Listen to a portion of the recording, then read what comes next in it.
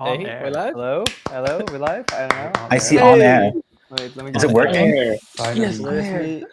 Are we Sander, live? what's happening? Hey, Sander, where are you going? I'm This here. is Hello. like Sander Hey, reveal. Yeah, I was.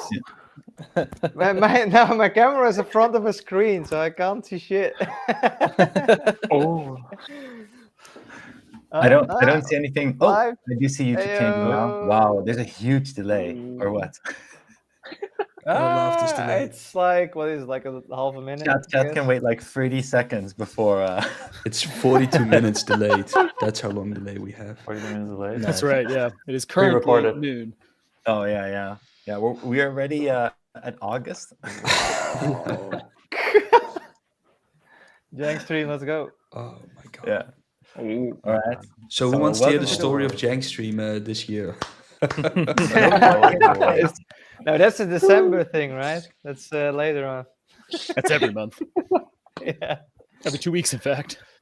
Good. Well, so end of the year live stream is a bit late, as you can notice. Nah, never.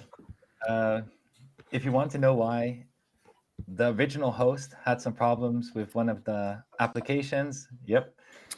So we had to change from host, but the other host, who I don't know if you can see him waving because I don't see it on my screen. Eric said he's there. everything from scratch, and that of course takes a little while. In only 40 minutes. So- It's nothing. That's why. But yeah, It's nothing, but it doesn't have That's everything good. either. But it's okay. so. We're here. We're So live. now we can start the end of the year live stream, and we don't want to make it way Yay. much later. So you might, if you're new to all the Wooting stuff, well, let me start with first of all, who do we have at the end of the year live stream, and then I'll go a bit into what you can expect for the end of the year live stream. Yes, So I'm here, of course, Calder, CEO and one of the founders. And then I don't know what the camera setup is because I can't really see it. Let me see. Oh, right. Okay, I'll go to next to me, which is, wait, this side? This side is, I don't know. I don't see. Good. Wait. It's Oh, good. wait. We don't It's know good. either. Wait, it's on the What live is stream. I'm checking the wrong place. Hold on. if it would be appropriate to introduce yourself for a moment. Is that me? Yes. Yes. Yes. Oh, it's me. Hey. I mean, because the camera angle is different here. Wait, okay, let me check the stream. Okay, hey, so this is me. Oh wait, I also need to mute myself, otherwise. Okay, so this is me, Jeroen, also one of the founders and CTO of Wooting. And apparently my response time is a bit delayed, but then I'll pass it on to this guy. This is Eric. Oh, Eric. Hey, hello. Is this the right one? Yes, Yes, I'm this Eric. is the right one. Yes. Okay, on to you. Hello, happy to be here. I'm still setting up some other scenes for the upcoming quiz and some nice Christmas greetings. But next up, below me, we have Simon. Yes. So I'm Simon. I'm lead software engineer at Wooting. And I guess, which way is it? I don't know. To the other side. Some side. To the right of you is Kevin. To the right. Yeah. Yes. I can go I down. run- I don't know. Yeah. Which one? Which direction? Wait, does which someone way, choose? Simon? Which way, Simon? I don't know. Right or below? Below you or to the Right or below? The whatever is the beside me. Which one? Okay, Which one, that's Simon? Yeah, go, one of these ones. Okay. Okay. Where's I'm Kevin? Kevin, the head of industrial design. Very welcome everyone to join the end of live stream of Wooting as usual. So hand over to Sounder. It's me. It's I, the guy who was supposed to be hosting this, but you know, yeah, I'm a video guy by the way. Now I'm just a member of chill. But yeah, it's me. So I make videos. Okay, Mark, you go. Hello, I'm Mark. I'm an operations manager. I was head of customer service, but that has now been gifted on to somebody else. And so now my focus is operations. All right, nice. Nice. So we every year do this Wooting end of the year live stream. We've done this since, I don't know, wow, since the beginning or 2018 or 2017? I think so. well, pretty much from the beginning then. And in tradition of the Wooting end of the year live stream, we always it used to be that we would all come together in one location because we always work remote. And as you can see right now, it's very remote-y. I mean, back then, of course, we all were in the Netherlands as well, and now things have changed over A little span of bit, time, yeah. of course. That's also true. Yeah. And so it gets more and more difficult also to get everyone in one room. Yeah. So we're all streaming from different locations.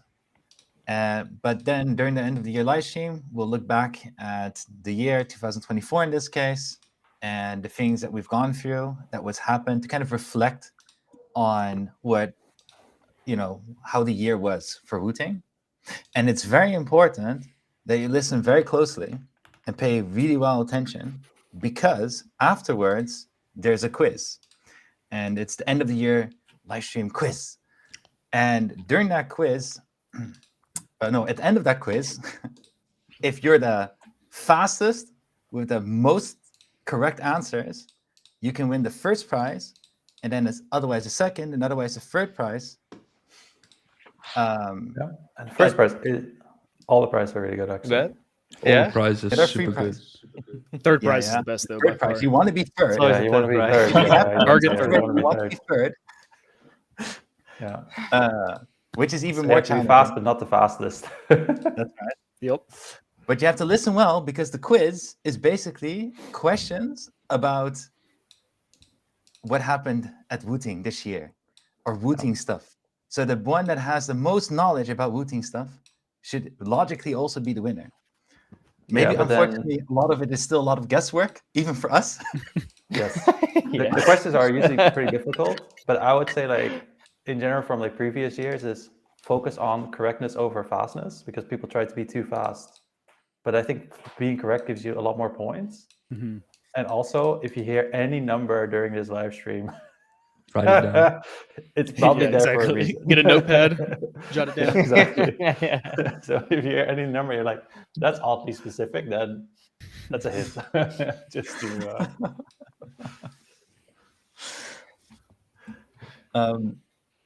Right? Then, oh my God, there's a game session? Okay. No. We skipped. Oh, no. not happening anymore. Over New Okay. gamers here.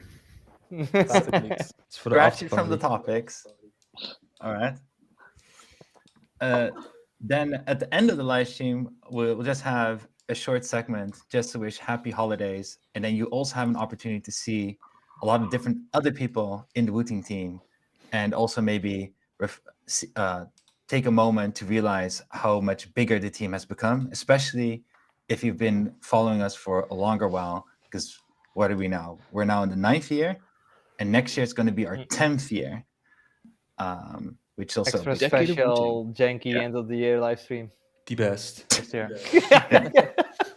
Okay, 10 let's, times We should all be together. That'll be sick. we can try one of the Christmas greetings from the team before we go into the first month and see if that works. Sure. Okay. Okay. Yeah. All right. Let's pray. There is a delay, so I'm not sure if I can hear it. Hey, I hope you're enjoying the Oh, holidays. oops. I'm here from Taiwan with the whole team in Taiwan to say to you, Happy New Year!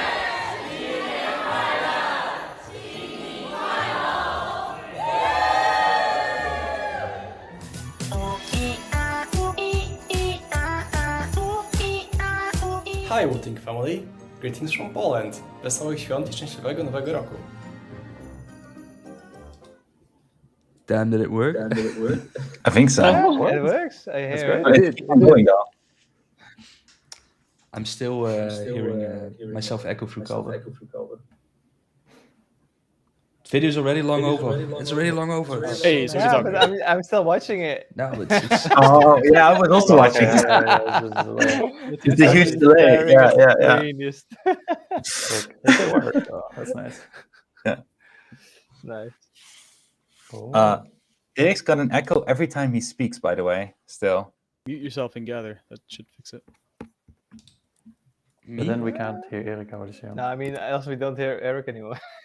Oh, Yeah, exactly. But it should be, yeah, it should be good. I don't know. Well, I'm echoing through Calder, right? The call is on I don't know. speakers. I don't know who it is. Doesn't matter. We'll see. The But giant it's only continues. Eric, right? I'll be quiet Well, then. just have to listen to Eric twice. Wait, but don't you have headphones, Calder? Me Oh, and yeah, Eric yeah, are that's bleeding. I'll put it in.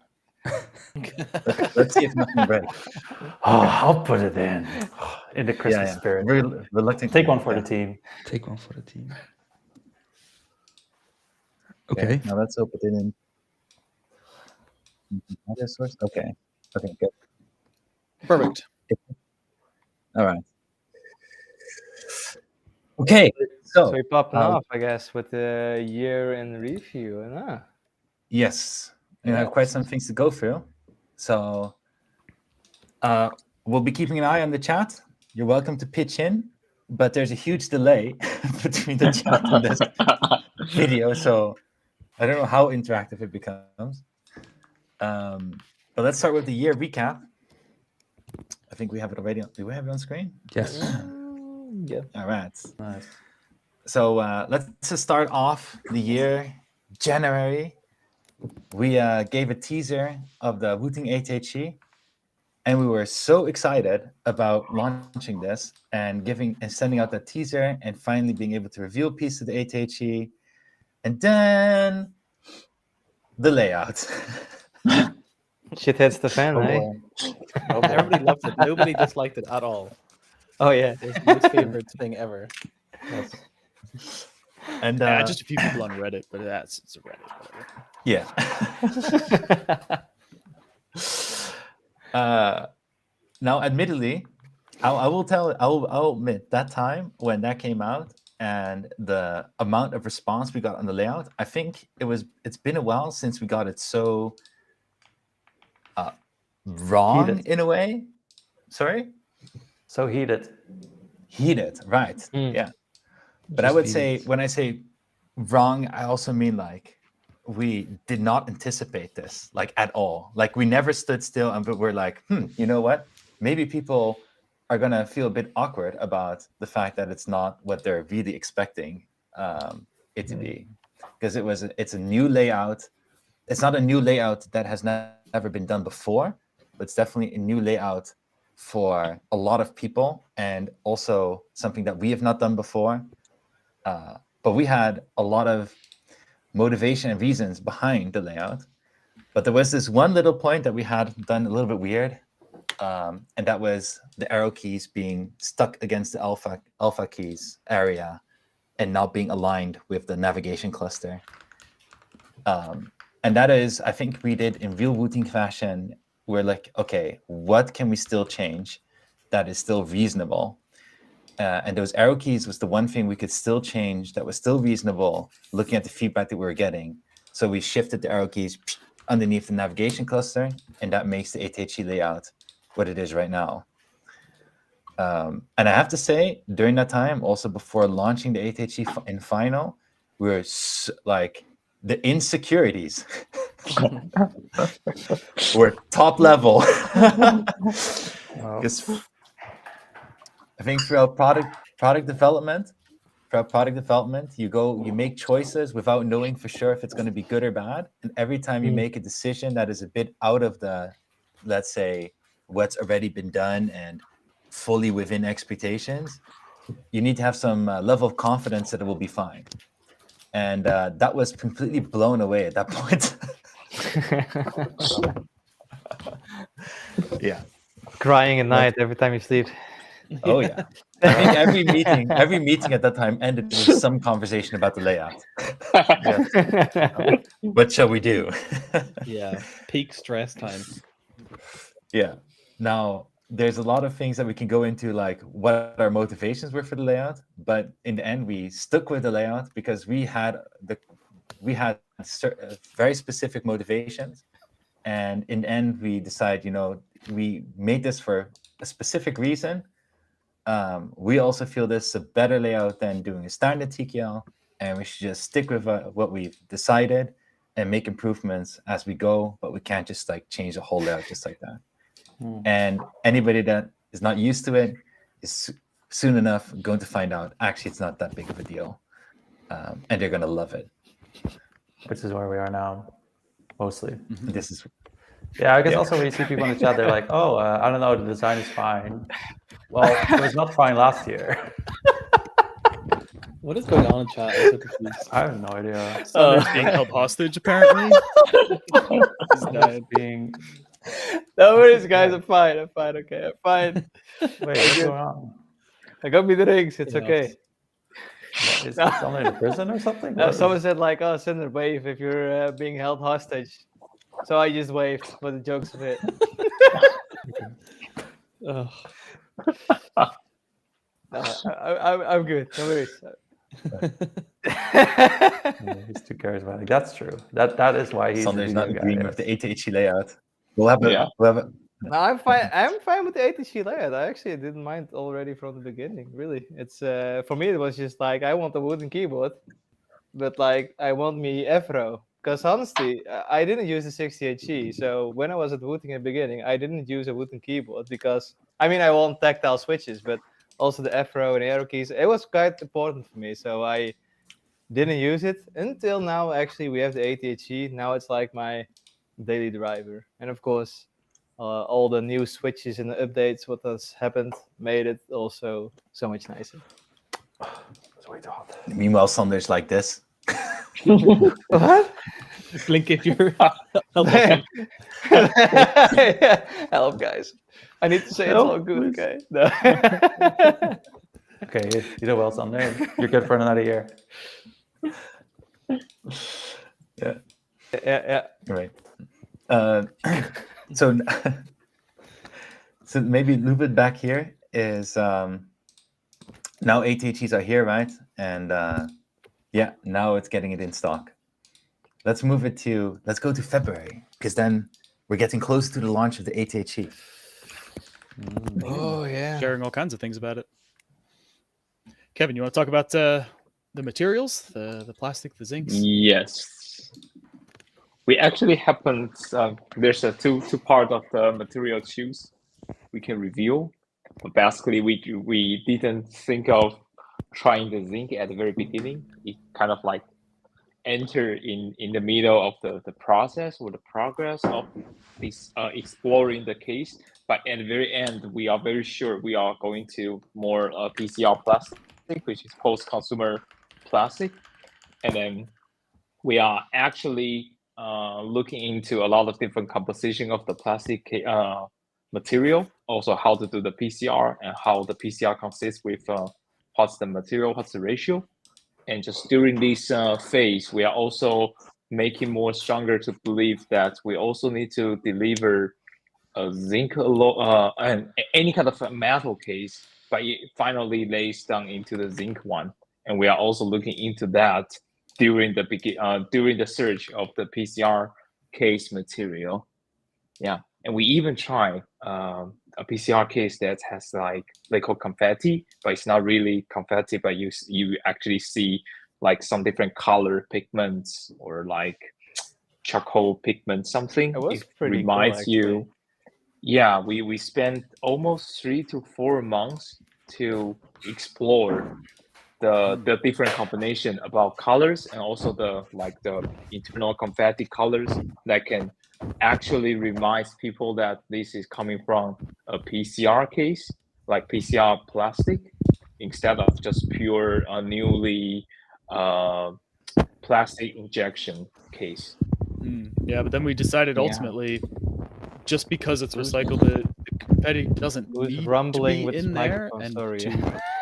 to make that confetti in there just to present that it is recycled is kind of sort of greenwashing in a way. Where does that come Yes. from? Forcing people that, hey, this is recycled. So, as opposed to just making it recycled and be the best product that we can make it.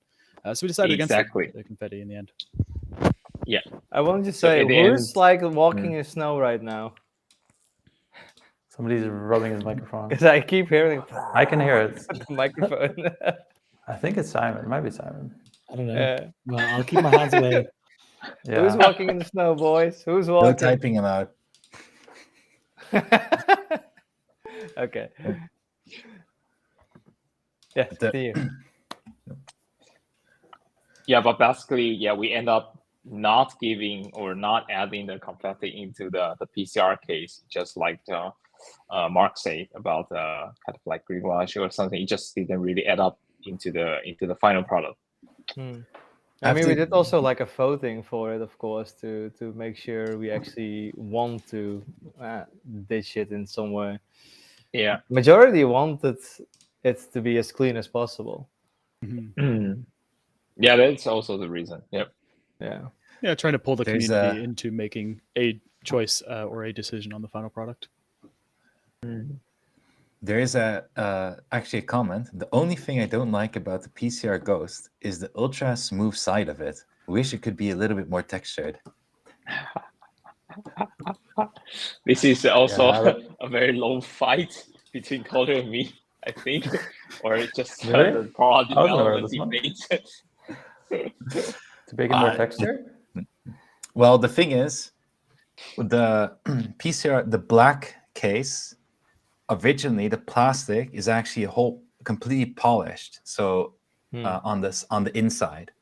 So it's all textured around, but then that like where the gap goes inwards, that whole side profile is all polished. So you see a separation between the cases, and it doesn't feel like one block of same. But the polish itself is kind of like a fingerprint magnet and not nice. So what we do with the black case is we do another paint job over the whole case, which creates that look that it has right now. Still like has a different matte, semi-glossy, semi-glossy, yeah, semi-matte or semi-glossy, yeah. And you will still see the difference between the top and the bottom and the middle, but it doesn't have that high polish, glossy look anymore, and no fingerprint magnet, blah blah. But that polish is coming from the mold. So when we do the transparent cases, and this is one of the reasons why I wanted to keep it, when you do the transparent cases, also means that it will also have that polished surface, but it doesn't look polished. Instead, it just looks like more of a window that you can clearly look through. So we did that on purpose so that the translucent ones, like the Ghost and the Frost, actually, you have like a more semi-translucent top and bottom case, but on the side, it is like very clear, like what do you call that? Not translucent anymore. Like it's not opaque. Transparent. You can look transparent. Yeah, right. Yes. Transparent. Yeah. Yeah. So we did that actually on purpose. So I mean, for me, it's like I never minded the transparency, like on the Ghost case or like the Frost case, but I always had like for the black case that it always was like too much for me. Right. Yeah. Yeah. So.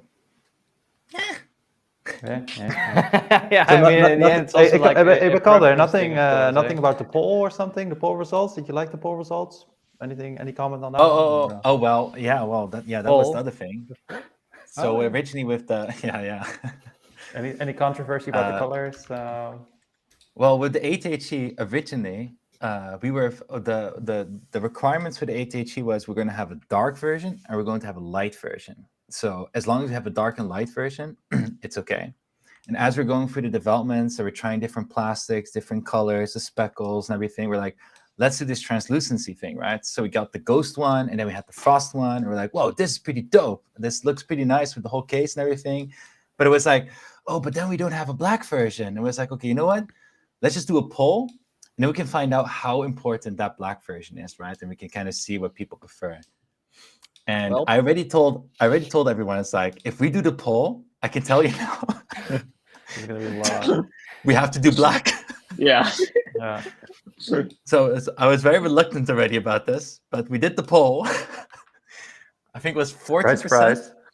It was a majority, yeah, that's for sure. No, it was like I remember it was like 70 or 80% black or something. Or is that because of the? Or was it the? I don't think, no, not 70 or 80, but it was definitely the majority, but not. I think it was like more like 40, and then because we had the Frost as well, and we had the Ghost. Do you have another one? Did we show the Frost one with speckles? Did we? Oh, we also had speckled ones.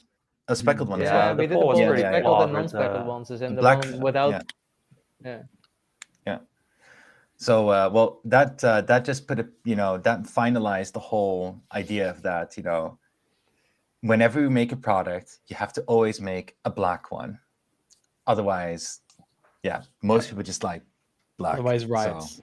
Phoenix Right. calling us Riots out in in front of the chat. house, Ryan. yes. How are we supposed to note down the numbers if you guys don't even know it either? Well, that one is not a question in that case. So.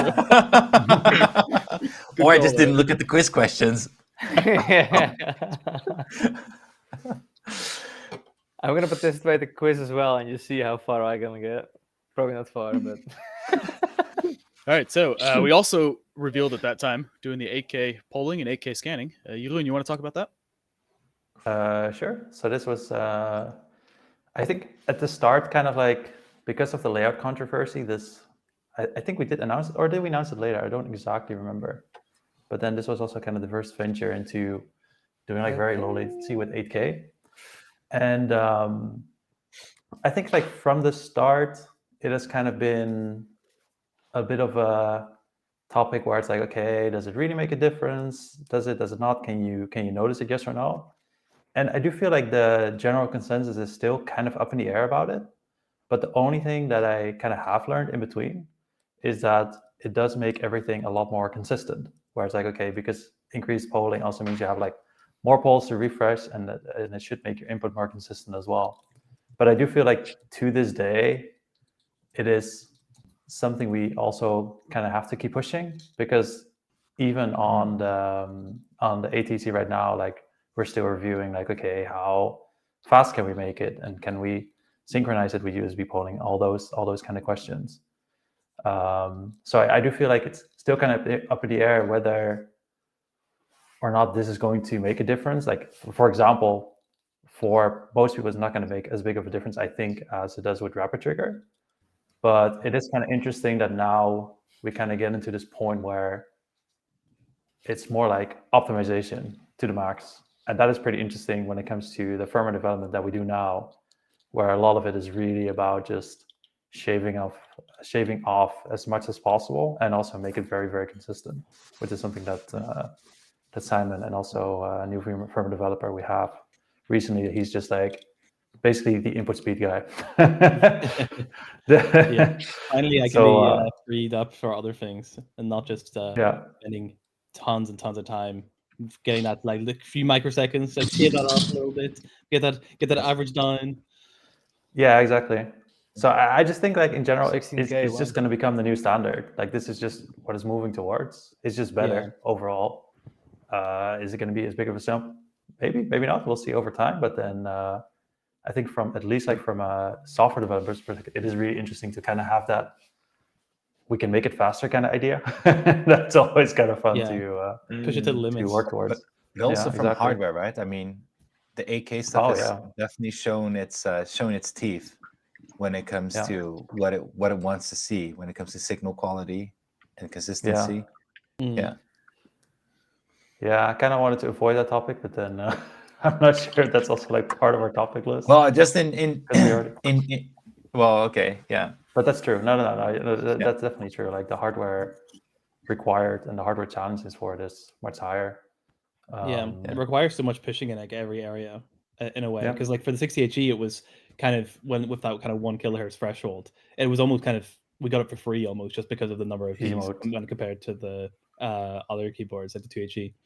So it's much more of a challenge. Like putting a lot more effort in again.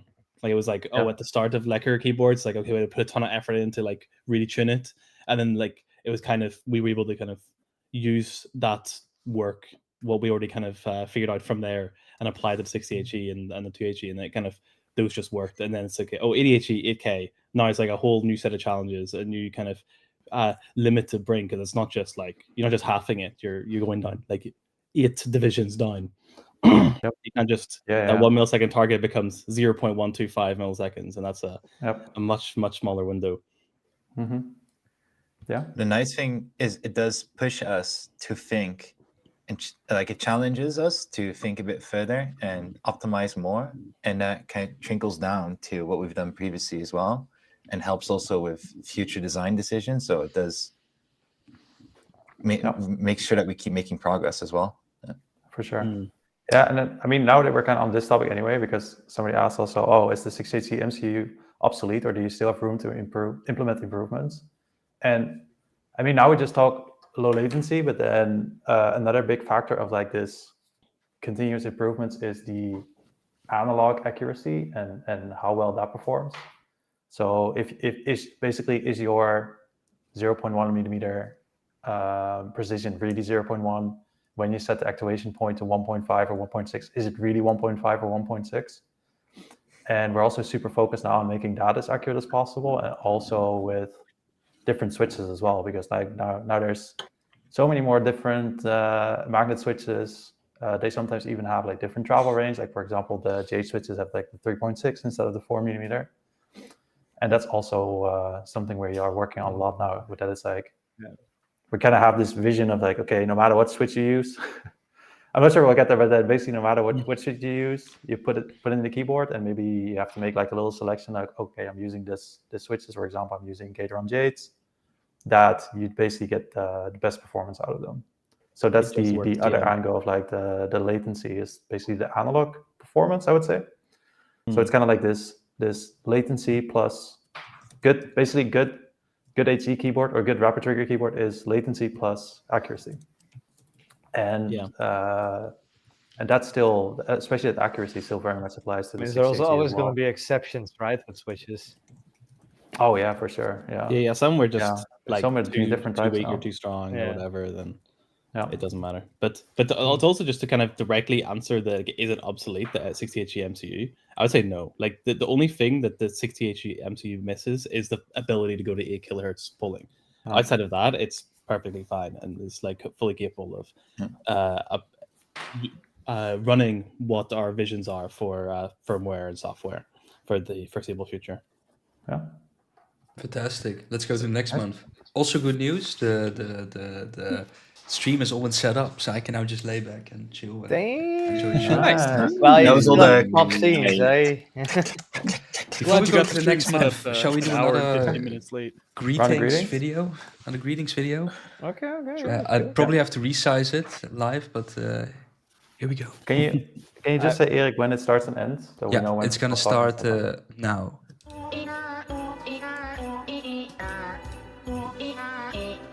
Hi, Merry Christmas. I wish you all the best for 2025.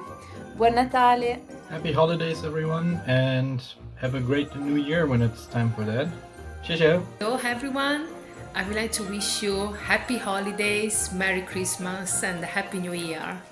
Buone feste, buon Natale e un felice 2025. Damn, professional. And we're back. Nice. It's great seeing all Wait, these I'm still watching them. Yeah, watching the second monitor. Too bad. Okay, let's quickly jump to the next month. Oh my God, March, my favorite month. Yeah, so March. It's your birthday? That's No. Founders Campaign. That's when that started.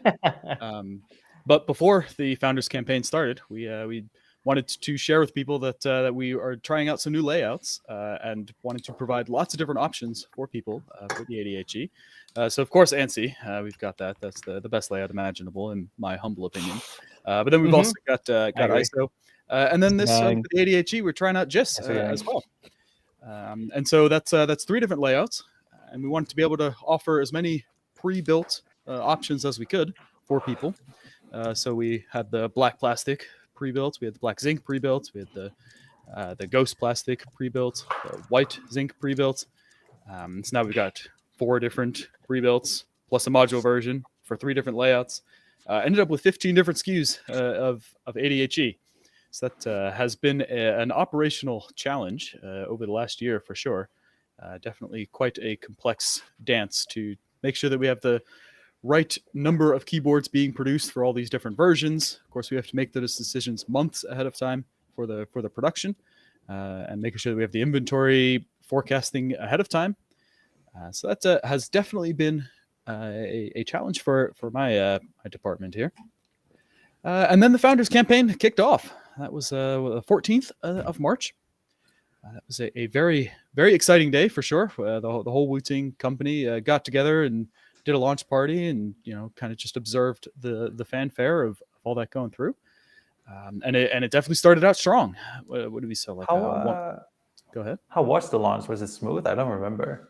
It was smoother Mostly than smooth. most. Smooth enough, right? Yeah. Best launch ever. Best launch It was we had ever done smoothest- before yeah, at the time. exactly. Smoothest Wooting has ever Still done. chaos. So far. That says a Always lot chaos. with this live stream of 40 minutes late. No.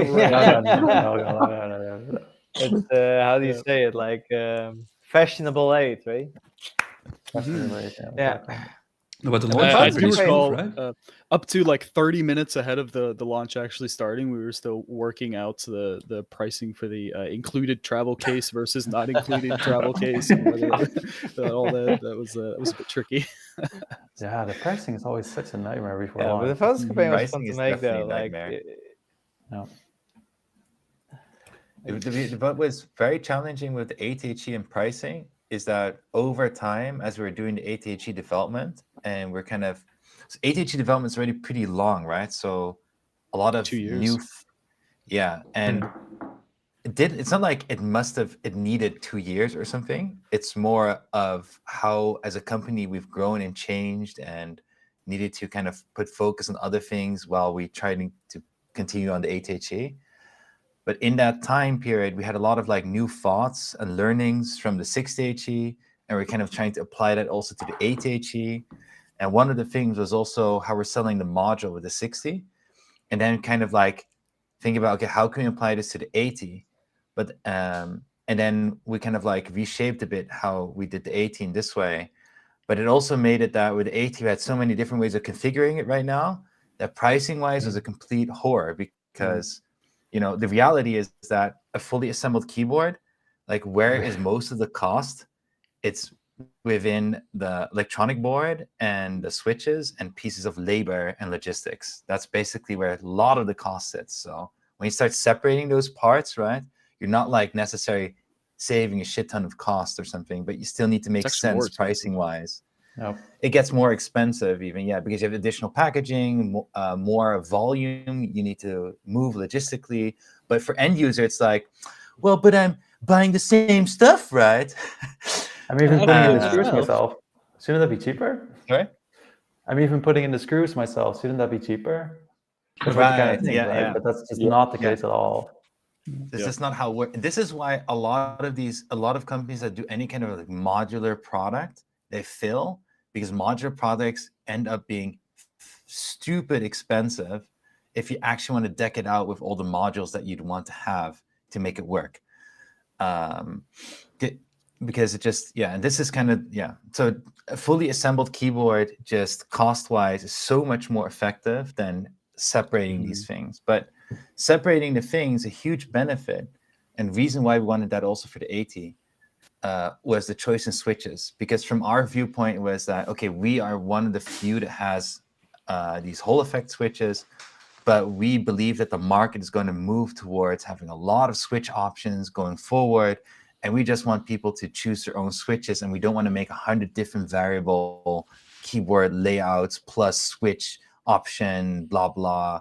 Yeah, so we already had 15 SKUs of keyboards, right? If we have 2 different kinds of switches, then that's 30. That's twice as challenging. And then if you add Jades in there, now we've got 45. Yeah, and that would be impossible to do. So it was like, okay, well, if we do the module configuration, which we want to do for every keyboard, then we can offer a lot of different switch options. And then way you can put your own keyboard together, and that's how we want to kind of push towards the future. But it comes with its own challenges as well. Yeah. Mm-hmm. And at the same time, we're also continuing developing other products. So we don't want to just have the 80HE be the only thing we're working on. We have to show some love to 60% users as well. So that was new colors for the LMAs came out right around then. Kevin, you want to talk about that? Yeah, we actually make the restress color first, and then the LMAs. This is very interesting. During the development of the restress, the 60, especially for the 60% restress, we actually we're trying to make a white one, because white one is very hard to make with silicone. And then we also come up with a pink one. We actually have made, I think the pink one, we actually spent a lot of time trying to pick the correct pink color and for the restress. And then After that, I think we signed the golden sample of the restress for pink and also white. We sent those sample back to the Alume's factory. We are trying to let them use the because we really wanted to be matching to each other, just like you saw in the web store, and then trying to make colors very correctly and very consistent between painted paste and restress. Sorry, I got the fuck. No, nobody could hear it. Nobody on Big stream ass could hear it. fucking snort, my guy. Jesus. Nobody could hear it on stream. Really? Like it's Good. How Oh much my is God. down your throat with that shit? My God. I just forgot. Poor his Eric's name will was stay. No, it's sick. Anyway, Kevin, you were saying. Anyway, Oh god. anyway, pink color and white colors for the Alume's and restress. Oh my God. White color is the best though. Yeah, the white's the so good. control keycaps with White color with the white PVC keycaps is the best. and the pink and white take control keycaps or the magnetic wave keycaps with the white case is also pretty mint. Love it. Yeah, that's good shit. Mark's gone. Bye, Mark. Oh, Max dropped. Ciao. Ciao, Bella. Are you able to hear me? You see, guys, nobody's getting hostage. Okay. Everybody can leave whenever they want. Yeah, Mark was done. Good. No, but these another fun story about the pink collar and a pink wrist rest is we tried many different pinks, but a few years ago we actually made, I think, a TKL wrist rest in pink, and we had it somewhere in storage, and I think Jeroen gave it away to Vayo from Discord. And we just went back to Vayo as like, hey, can you please send in the pink collar, because we think that's a pink collar that we really liked, but we cannot recreate it. This is the way we're doing it now. So we got it sent back, and then we shipped it to Taiwan for a color check, right? And then we matched the color because it was a fantastic color. And then I think now Vayo has the 60 wrist dress, the pink one, and the TKL pink one back again. So that's a interesting story. Nice. I think I'm back. Pretty sure I'm back. Yeah. If you guys can hear me. Yeah. We Mark. also realized when releasing those that we kind of forgot about the detachable cable colors, and that those were completely unrelated to the colors that we had for the LMAs. So that was a bit of a, oh yeah, we should probably get some other colors of those too. We did in the end. That was a bit of an oversight. Good. Are you ready for next month? Yeah. Then we hit Time flies by. April. Also, wait, I have to say one more thing about colors. What do you think is the most selling color? Oh boy. Maybe like black. Pink. Black. All pink. Black. White. I say most selling, I'm not talking about like, oh, it's all divided about like 3 ways, 4 ways, but that one has like a few more. No, it's like the black does at least twice as much as the second best, which is usually white. Okay. And then the rest is kind of the split over. Is this a quiz question? Yes, it is. Write it down. I see chat already Locked up. new. Okay. Everybody Okay, now writes we can down. go to the No next worries. one. April. ADG April. Founders campaign ends with 23,355 founders. Write it down. Raised- 23,355 founders. Wow. How many? Yes, with a shit ton of money. God damn. Big number. 7.4 milliones. 552,500. All coming in my bank. Thank you. No, I wish it was. The ATHE campaign, that was quite something. I mean, I think I do mean it though. I think that was the smoothest preparation we'd had from all the campaigns that we had launched, and we actually implemented also one of these ideas that we had for the 6th HE at the time, but we didn't implement it because time. That was the whole interactive webpage stuff where you could like click emoticons and everybody would get to see emoticons on the webpage. That's cool. Thousands of people spamming the those emotes. That was pretty fun. Yeah. We also had like people like, what was it like? Not is it DDoSing? Not literally DDoSing, but like sending like Trying a to shit break ton it. of like Yeah. somehow Yeah, exactly. Grab a trigger, Like it click the builds trigger. up so many numbers Yeah. of people, and then all of a sudden it drops again. Yeah, it was So- with the numbers of connections, yeah. Because I remember when I was making it with Key, who was like a student intern. It was like part of his intern project, a little fun project. And I really hammered down, like, we need to have some sort of like anti-spam measures, because people try to abuse the hell out of this. And we did get like a lot of connections, but we kind of limited how many emotes everybody could send for every connection. And it did hold up pretty well, I think, for like how quickly we put it together. So it was a lot of fun. Yeah, it did. But didn't we, like, the first Yeah. deployment had like some issues, and we had to completely do a completely different deployment style because it was like maxing out the number of before socket launch, I connections. think. Yeah. Yeah. I mean, the proxy was not holding up. That was, I think, the It was like the first hour or two of the launch. Then we had to like completely fix it. That's a classic. There's always something. There's always something with the website. Oh, that's right. Yeah, and the emergency counter got a little funky during that time as well. Oh yeah, the I do counter. remember the one live thing. counter. Yeah, One thing from the like ADHD hard set it launch to this for a moment. that was like really dumb. Is like we basically have this server running that does like all of our little pre-order information and estimated delivery, those kind of things. And we completely forgot to like kind of make it more beefier before the launch. Oh yeah. So we always run on like a very, I wouldn't say like cheap option, but definitely like a comfortable option, let's say. Yeah, like a low And end. then we prepared everything for the launch, but then the server did not hold up. It really blew up during the launch. That was kind of a big. Wouldn't bit of be the oversight. last time this past year that happened. Yeah, The same on ADHD fulfillment. People love spam that F5 on the. That's on true the on the hub. hub. Yeah. On the hub. all So right, one yeah. thing I really liked about the founders campaign of the ATHE is, also we mentioned earlier, is that, we kind of made an oopsie right with the arrow keys and doing things our own way. And it was very difficult to sort of assess, like, hey, do people really want it? Should we have gotten a 75?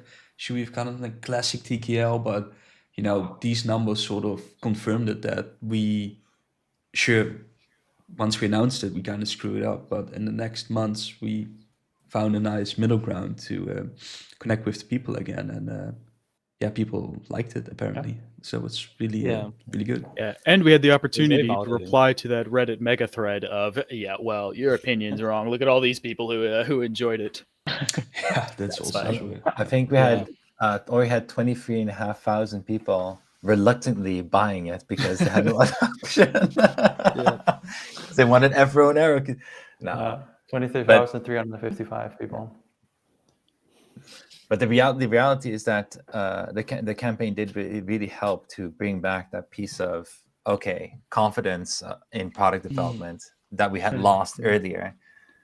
We were really doubting ourselves after the announcement, and the campaign really just kind of be like, okay, maybe we actually kind of know what we're doing again. Yeah, and I think this is also kind of the defining thing for us internally after experiencing this. Also, is that there always has to be this piece of, you just need to make that little bit ballsy decision to go with something that you think is going to work, right?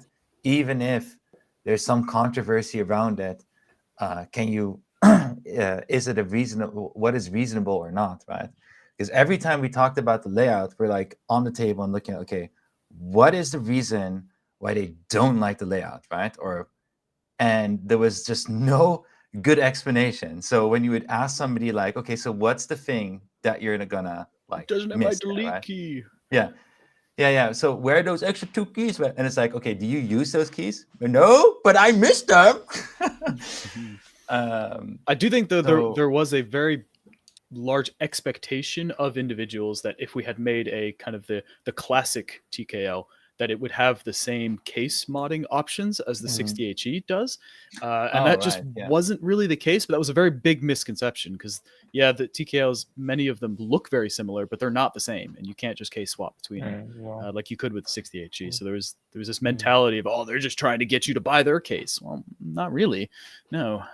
But that was definitely a perspective that people had.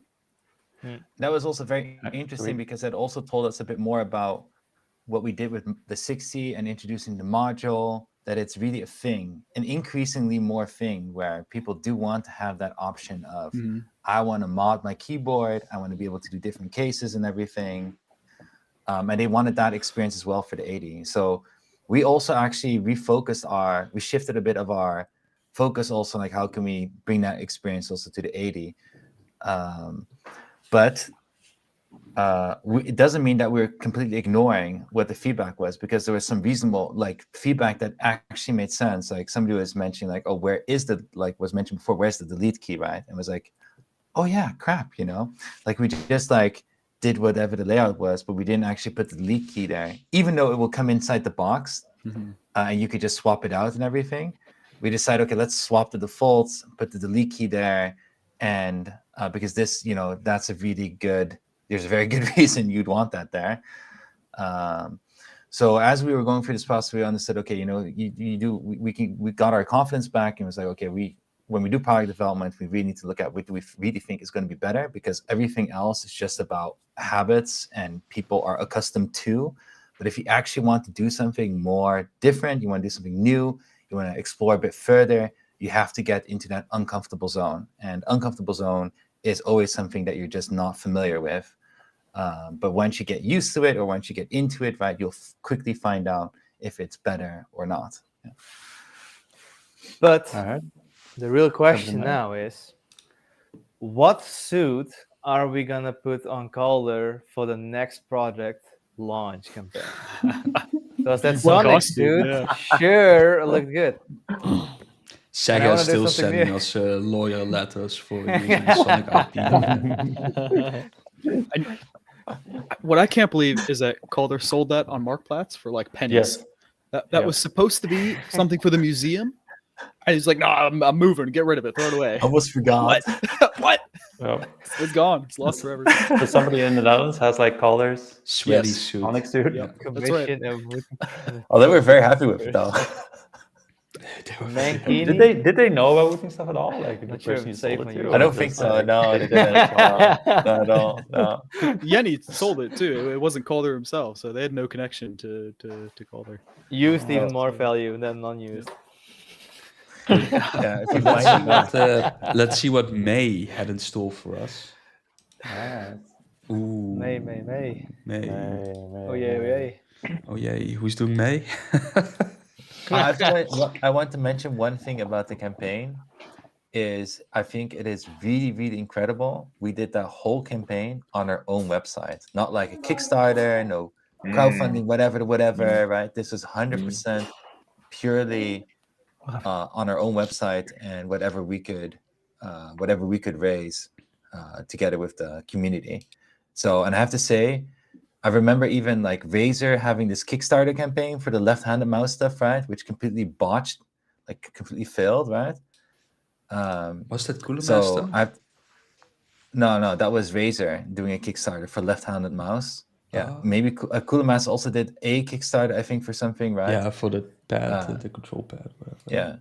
So I have to say that this was, I think this was really like a moment where it was also like, holy shit, it is quite amazing what can be done if we connect with the community, we connect with our end users, we try something out, and they are the ones that can actually tell us, okay, should we completely go through with this and make that investment? And that was very, I don't think we expected to reach this height also. With zero paid advertisement too. Zero paid advertising. Yeah, we didn't spend anything on advertisements. We still don't spend anything on paid advertising. Well, we pay Sander a salary. it goes somewhere, right? And in the end, I make Sander is like the ad machine. What the hell? Hey, I gave you the assets. It's like a 50-50, man. 50-50. Let's make your wages this month. Yeah. All right, now we can give it to May. May we had HTTP new puller. Yes, and also the new puller.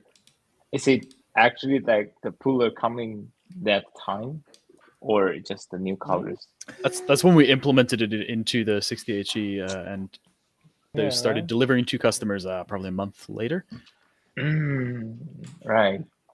So the yellow one is for the 6HE, and the black one and the white one for the 8HE. Yeah. We actually have made And a some beige OO one for colors. the ooh, right? Yes, Yeah, that is for yeah, OO, exactly. but we approved the design and colors, but it haven't been implemented into the actual OO because OO hasn't have a new production coming. Yeah. Right. True. Yeah. And And the Wooting first keycap. DVT sample. Can't forget about the keycap though. It's Which keycap is that? Okay. yeah, I don't remember which one we went with, but the for the special one that had the little switchy inside of it was one, and then the etched I don't know what you're Wooting talking logo, about, other one. Mark. I No, really don't know Mark. I really don't know what you're talking about. Wait, since when is Mark, Mark that releasing is there? a- What's going on? I've got no clue. It's on the sheet. No, Mark. It's not. No, it's not on the sheet. Mark, no. What? No, Mark. Isn't the keycaps What? more meant like the kana and whatever it is? No, I think Mark made a misunderstanding. It's a keycap Wooting. No. Keycap. Stop this. Okay, guys, I'm gonna get another drink. It wasn't me. I can it wasn't me. It wasn't me. We had lekker springs. It can you see the image? It shows springs Like a Spring. spring, and yeah, it's a pullers. spring, Mark. No keycaps. Don't worry, community, I got you. Good. So Eric, you want to talk about with the spring? No, boxing? so you Yeah, were talking yeah. about the puller and Okay. and then then we were nothing like, happened. Oh, I we see thought now. like, oh, we're gonna use PCR material also there, and looks like we're gonna change that a little bit. Okay, and then we had the first DVT sample of the 8HE. Yeah. What? DVT sample? What? DVT sample, the first DVT samples. Couldn't. We run a bunch of. I think it's just black colors. I don't really remember what color do we go with the DVT, but it's just very like. We are very exciting receiving all tons. Our central office is filled with DVT sample that back then, just like 2 big boxes I need to carry on from the ground floor and all the way to the office, and you just have different bunch of different things on DVT. We all actually order a lot of because we also have a lot of different SKU for 8HE, and every SKU also happens on the DVT phase. Yeah. So that time, we are spending our like all the day working just to validate the DVT, I believe. Yeah, the DVT sample, make sure the case, especially for the PCR, is like connect and snap to each other very firmly and doesn't have like this wrap or warp issue. And also I think, but back then at the time, I think we already solidified the colors with frost, ghost, and also the black. Yeah. Just I think the black with the painting is a bit later, I think. Yeah. We added painting a bit later, yeah. Painting. Yeah, I think the painting is a bit later, but we kind of like slowly hammering down a lot of stuff during the DVT. Yeah. I think the zinc case was a really big thing at that time, and really narrowing, like getting the gaps closed and making sure that hooking worked and alignment of the two was more. Yeah, I think there is a lot of stuff with the 8HE case that was way more challenging than we had anticipated, and we spent a lot more time on. And it's also because we had quite a lot of options we opted for with different colors and new materials, and I think that it's kind of we shot ourselves in the foot with that. Yeah, true. But now we know. Now we know. Yeah, it was power. Unlike the 6HE. We were like, yeah, we now have finally the opportunity because we have we can do the quantities, we can invest, we can do this in a new, better way. And we're like, okay, we have the PCR plastic cases and the molds and everything. Let's open also a mold for the zinc thing, and let's do the zinc metal case because we know we want metal case out there. And I think we were a little bit naive to with the new material for plastics and using the whole die casting with the zinc, like a little bit naive to think that it would just like go pretty smooth. Yeah, too many new things. Yeah. Yep. Too many new things, basically. Yeah, A yeah. lot So of added that was complexity, that's for sure. add a lot of complexity. Yeah, yeah.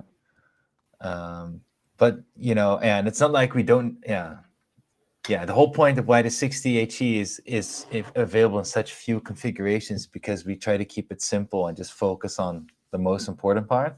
And with the 8 HE, we really try to like explore a bit more, like how can we, yeah. But in hindsight, we could have definitely narrowed down a bit more things, like not do a black color and just keep it with the ghost and the frost. There go all the sales. But one thing that we do want to do to allow people to customize as much as we can is to offer those options for customization. So we released Lekker Springs so that you can spring swap your switches if you like very heavy switches or if you like very light switches. I know that there's a couple of people in the Wooting team that really prefer. Anders is one. I think he uses the heaviest switches. L100. Yeah, the Like, heaviest springs that we've got, 100, and he loves it. I know that there's also people who prefer that to have more control over the analog input itself, so they can be more precise about it. And then other people who really like the light springs, so that they can have the least pressure and effort needed to press the keys to reduce fatigue. There's different perspectives and ideas are something we really want to support. Did something similar with the switch plate for the 60HE, so we got the PC switch plate as well. And yeah, that. I use L80s And if you on haven't- the daily driver. I see in the chat, Manson. L80s on his daily driver and L100s on his just 80HE. Yeah. Your hands be swole, man. He's like, Really damn. that's really happy. Yeah. I'm weak as fuck, apparently. Just to clarify for people watching, is the Lekker Springs is basically you can buy different weight springs that you can swap out with your Lekker switches. So right now, if you have assembled Wooting keyboard, you have the Lekker L60 switch in there. It means basically it's 60 ground force at the end of the press. And then on the store, we have actually spring packs. You can increase or decrease that weight to, I think there's 70, 80, and then 100 ground force at the end of the press. And if you go lighter, you can go down to the 40, 35, I think we just 35. 35. Yeah, but I mean, one step down is 50. We don't do 50, then it's just like, anyway, the lightest one is 35, that's right. So it's even lighter than L45.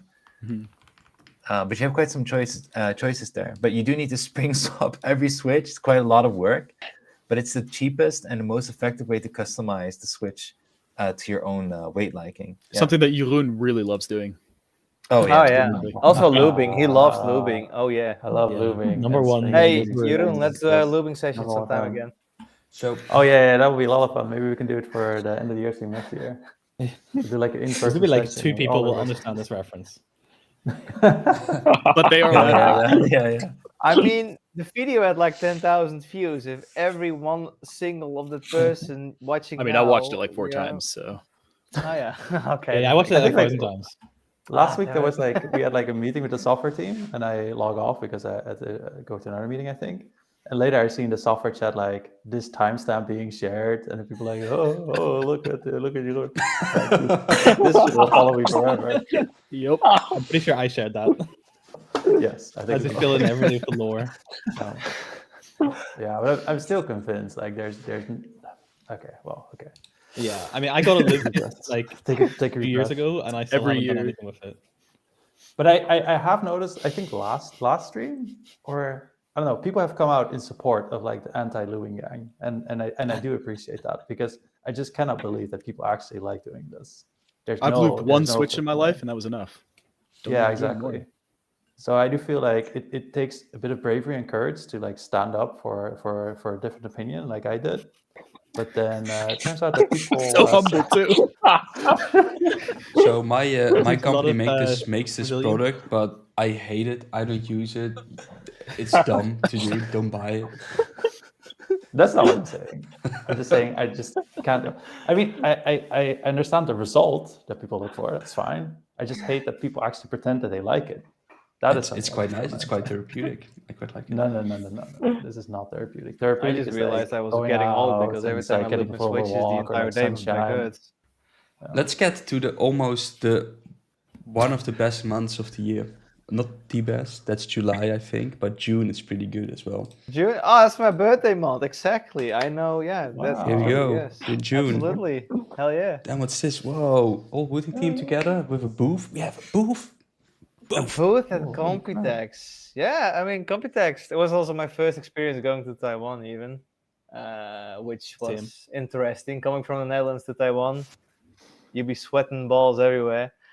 But the Computex itself, like, this is an actual first like big event we're actually participating, right? You guys didn't do anything before I was at Wooting, right? Like big events or anything. Like doing an actual booth No, with a we always booth went design there. company and stuff. We've never done that before. Or we had were never part done of it somebody before. else's booth. Only Yeah. Go Like we did joined with, something, right? Yeah. Every year we try to hook on. Mm. The title. Yeah, exactly. We tried to Oh, make that's this Best a bigger one. keyboard meetups with a table. Right, yeah. I mean, Computex was pretty interesting. I mean, it's my first experience because I was always looking back in the day, like tech YouTubers doing Computex, and now I'm like, what the fuck am I here myself? Oh shit!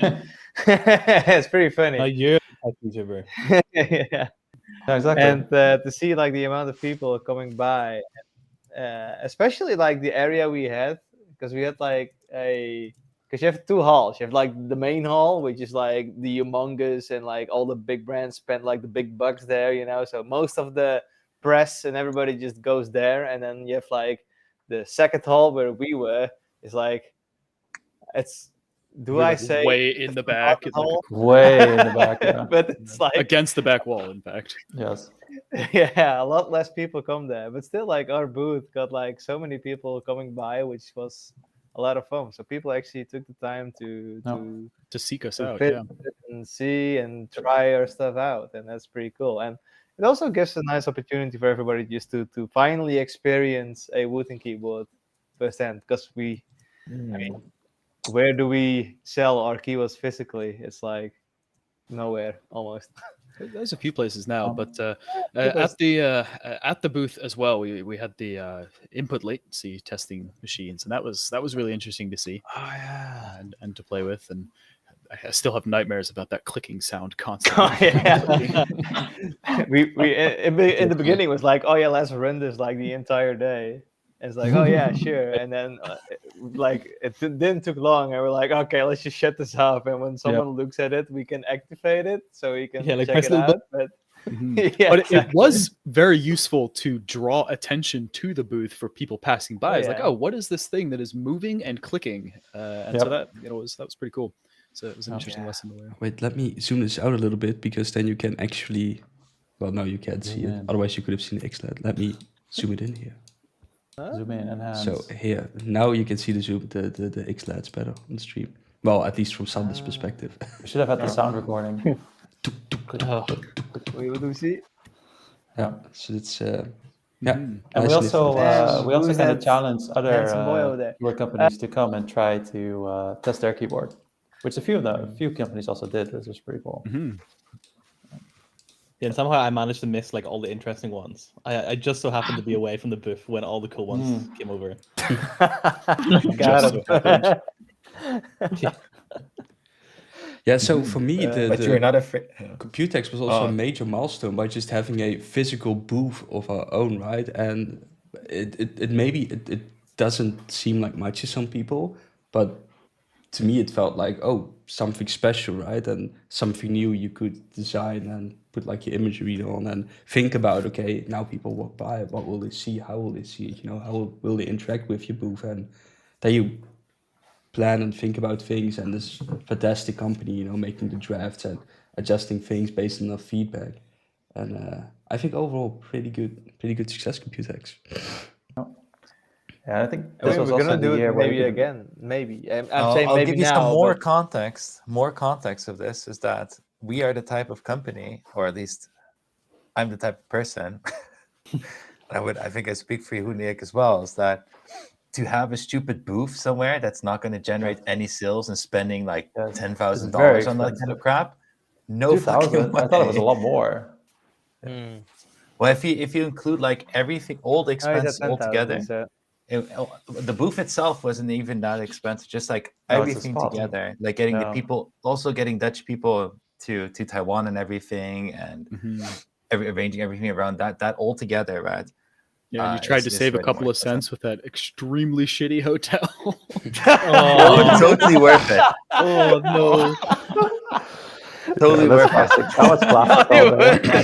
Sunrise, A sunshine, nightmare. sunshine hotel. You want a whatever Taiwan it's called. experience. You want a Taiwan experience. That is 100% Taiwan experience. Yeah, we Want got balls very everywhere. Authentic That is Taipei. that is Taipei center point experience. Taipei.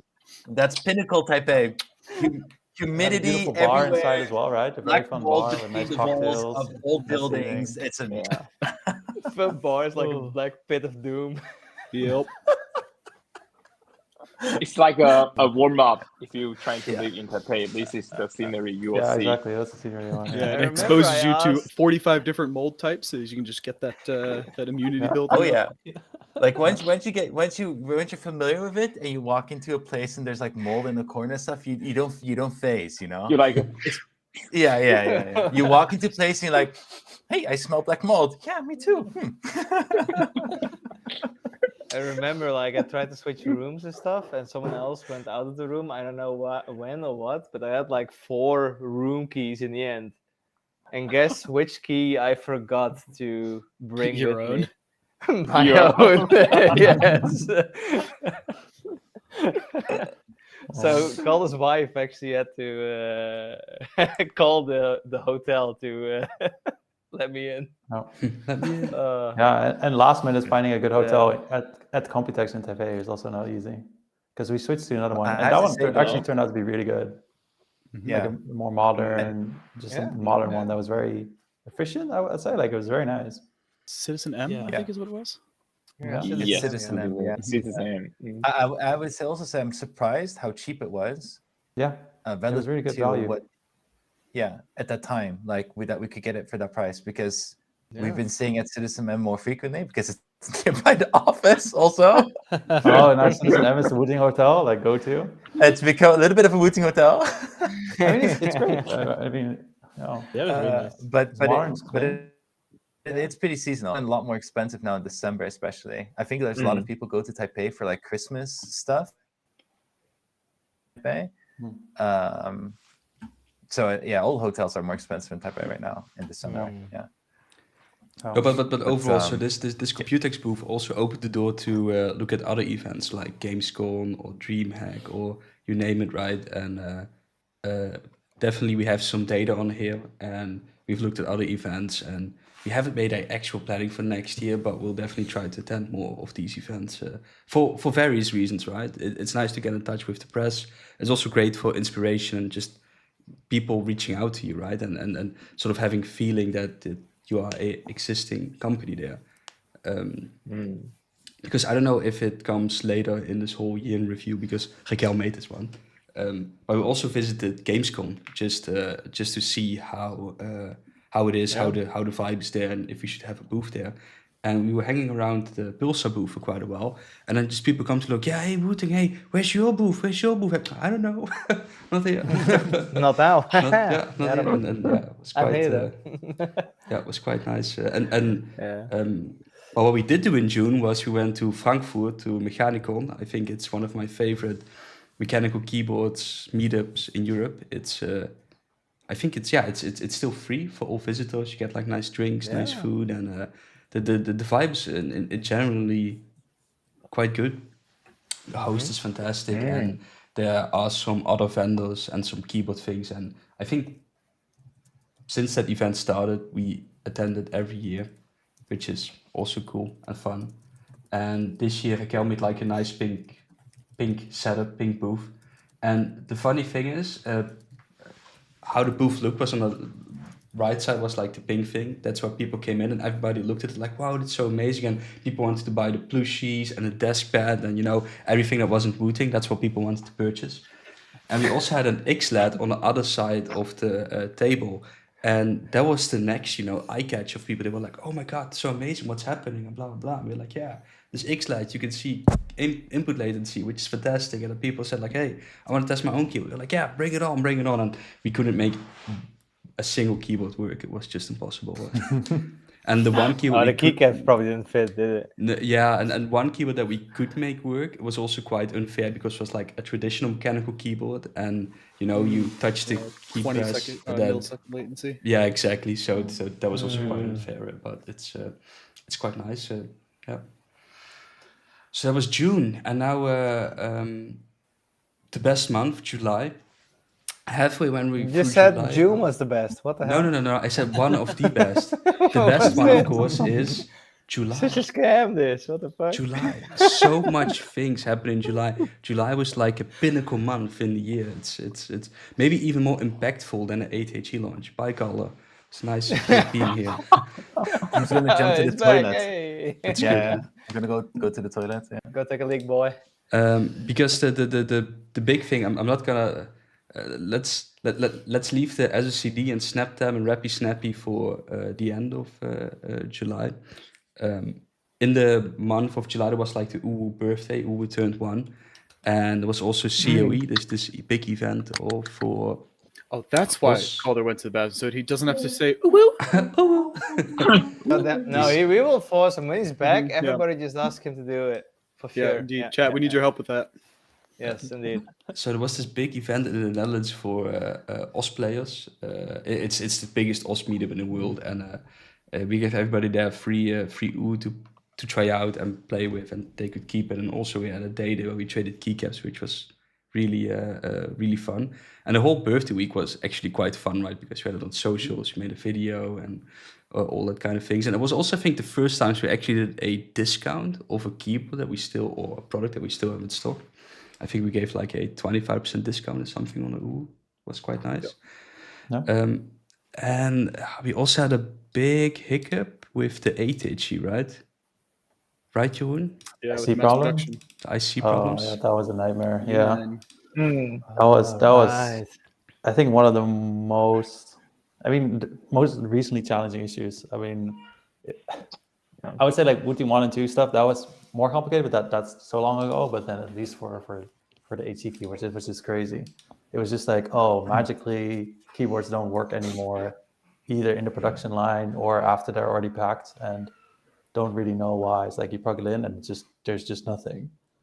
And I think like we already covered a lot about like why it happened, but I think like one sort of interesting story from that development is that we had some ideas on like what it could be, and then we did like different sample runs. And I remember there was one point that we did, so 2 other people, Yuli and TY, which is our project manager and electrical engineer, they were already planning to go to China in the week after. And then I think they did a sample run on like Thursday or Friday, and we got the result, and it just still was not fixed. And then I also kind of decided to also go to China, to the factory, to just kind of help out and go there myself. And the factory, they panicked a little bit because all of a sudden it was like, oh, fuck, Jeroen is coming. a storm of Wooting is coming. Yes. And then they also sent like 1 or 2 people from Taiwan as well. And it was also kind of interesting experience that they took it a lot more serious because I was coming. And I was also talking with like TY about it, and they were also like, oh, they didn't really. It was kind of a weird experience for me, at least, where before, if I would go to a factory, they would be like, oh, what do you want? Who are you? Why are you I was even like, here? Oh, it's Wooting. Have you heard of us? Like, no. And now you go there, it's like, oh, shit. They're coming. We need to be prepared. So, but that was just the whole saga. But at that time, we figured out what the problem was through a very unfortunate incident, which is that TY basically got a big shock, like electrical shock. That turned out that their sort of like ESD protection was just not in line, which was another big lesson, which is like people safety, especially when you send them somewhere, which was also something that we never really encountered before. that's is also something that we need to start, or that we start taking more serious as well. Calder, So- I just want to say that the chat is demanding that you say Okay. "Ooh, These guys, We have a wanted good to. topic. ooh." We did Ooh. right when you ran just away. ran away. Yeah. Exactly we all at the did moment. it. We all did it. This is why I went to the toilet. God damn it! Ah. Make the I'll people say, happy. Yeah. Very nice. Nice. Very nice. Ooh. This makes me sleep again. At night you're like. Oh god. That's his alarm ASMR. clock in the morning. But then Okay, next the next biggest campaign you're gonna shocker- be in a mate outfit. That's gonna be for sure. Yeah. The biggest shocker of July happened when one of our competitors, this other company, came with. The names are so blurry. Was it SnapTap they came up with? Yeah. Yeah. SnapTap yeah. is that one, yeah. Good. We got SnapTap. Snappy Tappy. Simon, what happened? What happened, Yeah, Simon? it's a whole. That was a crazy time. That was very crazy, especially because I had just come back from, like I was traveling in Japan for a bit after Computex, and so that was also like Rappy Snappy is kind of been like a very important thing that we need to get out there, and it's not kind of ready yet. The UI UX took a lot of time to get it there. Like the firmware itself was done like I don't know, like 6 months before, and then Razer comes out and it's like, oh yeah, we invented this completely new concept that has never been done before, and we completely revolutionized everything. With the SnapTap at the last input priority SOCD, and then we're like, oh crap, we need to RapSnappy, we can't have that not be out there whenever Razer essentially is kind of giving their response to it. So I remember I rushed RapSnappy, get that out there, get some UI, get that like really rapidly implemented. Rapidly. Snappy development. Yeah, it was very RapSnappy at that time. I did not have RapSnappy activated for the coding. But yeah, that was pretty crazy. Got that one out there, and then it was in 24 hours. Well, no, that was for SOCD. So I'll get to that. Because RapSnappy took a little bit longer, but then that was kind of like, and then you had everybody being like not understanding the difference between RapSnappy and SnapTap, and like that the whole like, oh, it's prioritizing press depth versus the last input. That was a whole thing, and like I think we kind of just made it worse by adding more confusing names to it. That like still nobody knows. Like I will read an article and they still mix up RapSnappy, Snappy Tappy, everything. We kind of shot ourselves in the foot with that one, but yeah. So we had RapSnappy came out. Then it was like kind of there is the kind of is SnapTap SOCD last input priority cheating, because the primary application for it was CS and Valorant, and there was this kind of whole thing, and we were kind of the opinion, at least I was definitely of the opinion, that this is too far. This is essentially overriding a game mechanic, because if the game wanted to, they could have very easily do this. And in the end, now we know that Valve have said that SnapTap is not okay for Counter-Strike.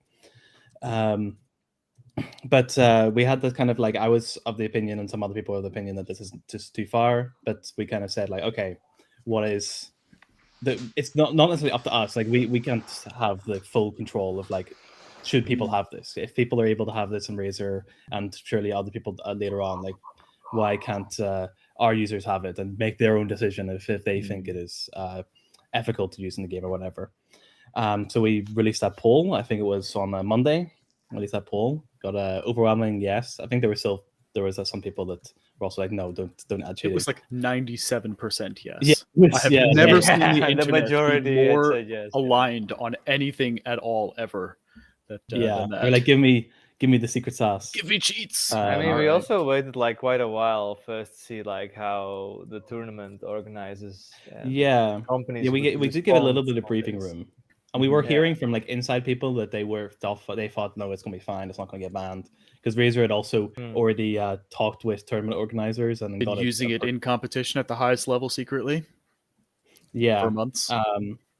So yeah, so all these kind of things are happening at once, and for like I'm going to give like a little bit of detail, because it's kind of like I started working on it. I was given like, Eric was like, can you just like start working on this, because I think it looks like it might be okay. We might like it's going to be a thing. We kind of have to do it or whatever. And so I started working on it, and I think it was like the Thursday afternoon, and then kind of got like just a prototype going.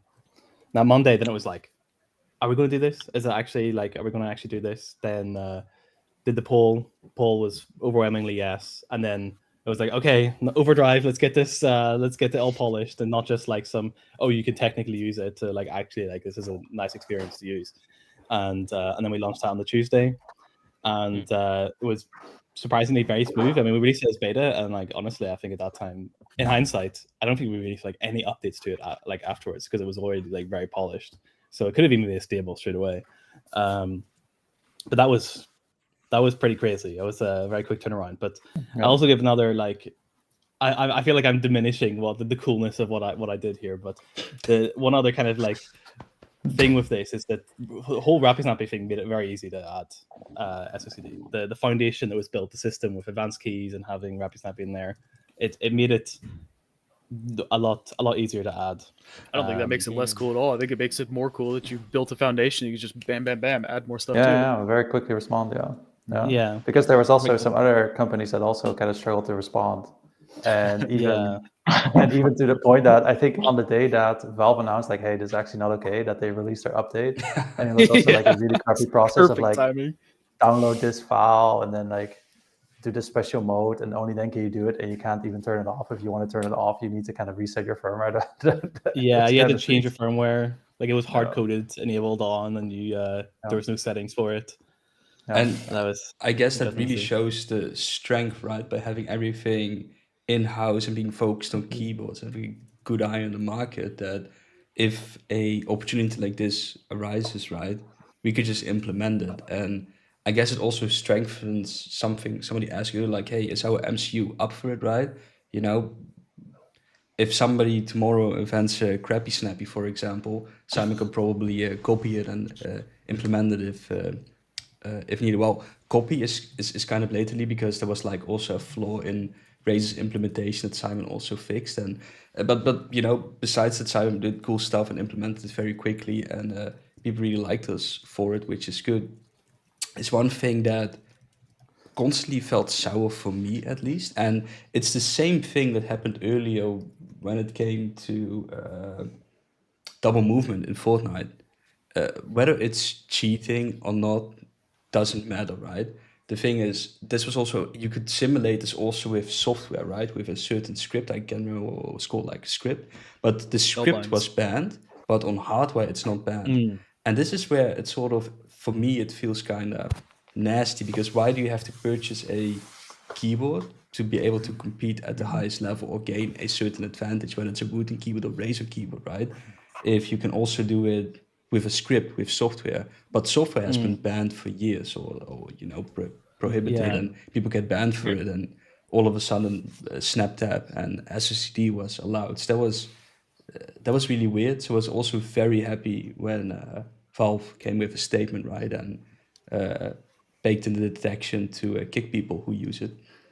Yeah, that was a detail I kind of escaped my mind, but that was also something that really annoyed me, that this is like purely a software thing. There's nothing that the keyboard has to do really to do this. It's just like some code, and that, oh yeah, you have to have this hardware device and then it's okay. Yeah. But if you have software, then it's not okay. And that one actually, I think that was also a really big contradiction that really annoyed me with how that whole thing started. That I really disagree with the application, that it's everybody should have it or nobody should have it. Well, and even the companies that went out to bring it out, a couple of them, I'm not going to name any names, they only brought it out for their most recent, newest product, when there's no reason for that at all. When we launched it, we launched it at the same time for every keyboard we've ever made. So this is something that's because I'm going to name a company who did it, and it was Razer actually, right? It was first only allowed with their V3 keyboards. Then we said it's for all the keyboards, and then they were like, you know what? We also did it for our older keyboards up to 2020 or 21. I can't remember. And that's when I thought like, wow, we sort of have an influence on them. And that was quite, I don't know. I quite liked it. That to me feels like, hey, we made the industry a little bit better by not making keyboards and products obsolete so quickly from a competitor, right? Which is fantastic if you can use an older keyboard to get the same feature. Yeah, we Yeah. just e-waste. Yeah. Like to keep working boards in use for longer because they don't. If they work, they should still work, and you should still be able to use new things. Yeah, so big But, props to them. I quite liked it. They definitely didn't go out of their way to promote how often they update their software now and how that is a big thing now. I think SteelSeries wrote a whole blog about how now they have like always update their software for their keyboards and everything. Really? Yeah, it's like what you've always done. No, yeah. Yeah, this happens to be that you're so behind that you could actually, add some more features with software, which you reluctantly did for like, how long was that Apex out again? Yeah. Yeah. No, but that's good, right? I mean, that besides making analog keyboards more industry standard, having more of this philosophy that keyboards shouldn't be obsolete, and especially whole-fat keyboards, right? Because software is sort of key here, and new features, we're still in the foreground, right? Of what things, new features and stuff. So that's, yeah, quite good. I'm going to show on the stream, we can still continue the month of July if we want to. But now on the stream, there's a code that people can join for the quiz, a website, a code. Oh shit, dude! Um, I gotta win the prize. yeah, we had to bake in all kind of things against cheating, and we can still see if people cheat. If they cheat, we can see it. We can detect it. We have very sophisticated cheat detection on this. Cheat detection. You got the anti-cheat. Face it, anti-cheat. If you no cheat, Raptopia load. If you cheat, if you for some reason still cheat, right? We can track your serial number and then just let your keyboard explode from a distance. Oh. Only if they have the Wooting keyboard, so everybody else is free to go. Yeah. No, wait. Oh, that's actually horrible because there was lately some controversy, right, with exploding keyboards. We don't do it. We just shut it down and it doesn't work anymore. Our keyboards don't explode. Amazing, Eric. Thank you for this. Yeah, there was also You another need to- event with you- exploding wait, you need things. to sign up to play this quiz? Yeah, but everybody Wait, so we're can, gonna do the quiz now? Yeah, we're gonna do it soon. We can start soon. Okay. But you actually need to sign up to. You have be to able sign up, join the yeah, quiz. because this program, this quizzes thing. It's like the shittiest thing ever because they change like the rules every year. Why But the there's fuck do we no use it? because there's no good alternative for what we do. Because most of these quiz things has like a limit of things, and there is this other thing that's where you can easily cheat, right? So this is still free. Gives us the most That's the point. It gives us the most options, but the thing is, now you can just log in with many different names at once, and I Don't tell them that ahead of time. We can review that afterward. Well, the thing is, if you don't let people sign up, people can join the quiz multiple times, and yeah. So, but people can now slowly join. We can continue to talk through SOCD, and then. I think we've about wrapped up SOCD, but I Yeah. think that we can talk about the factory tour vlogs because that's something that I really particularly enjoyed. I wasn't there doing it myself, but I got to watch them, and I thought it was really cool. Yeah, the Those factory are very fun to vlogs. watch. Yeah, I mean, we when we started Wooting, and we did the Wooting 1 and with the Wooting 2, we actually one of the big things. So when we did when we started Wooting, we actually started on Kickstarter with the Wooting 1, and the whole idea at that time was, you know what, for me personally and for us, it was fascinating to kind of find out like how do these keyboards get made, right? And one of the things that annoyed me a lot in the past was I felt so excluded from how stuff was actually made.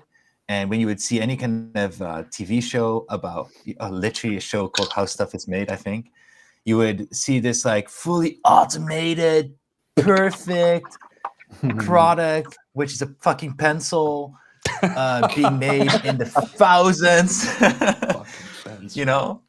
And you'd be like, wow, that's how manufacturing works probably. But how do you ever get to that point? Blah, blah. And actually, when you get to the manufacturing countries and you go to a factory, it's a whole different story. That everything works so much different. And I really just wanted to kind of bring everybody with us to that experience, going to the factory and kind of seeing how it actually happens. And so we did these factory vlogs with the Wooting 1, and we also did that with the Wooting 2, and we kind of like sharing also the progress and everything.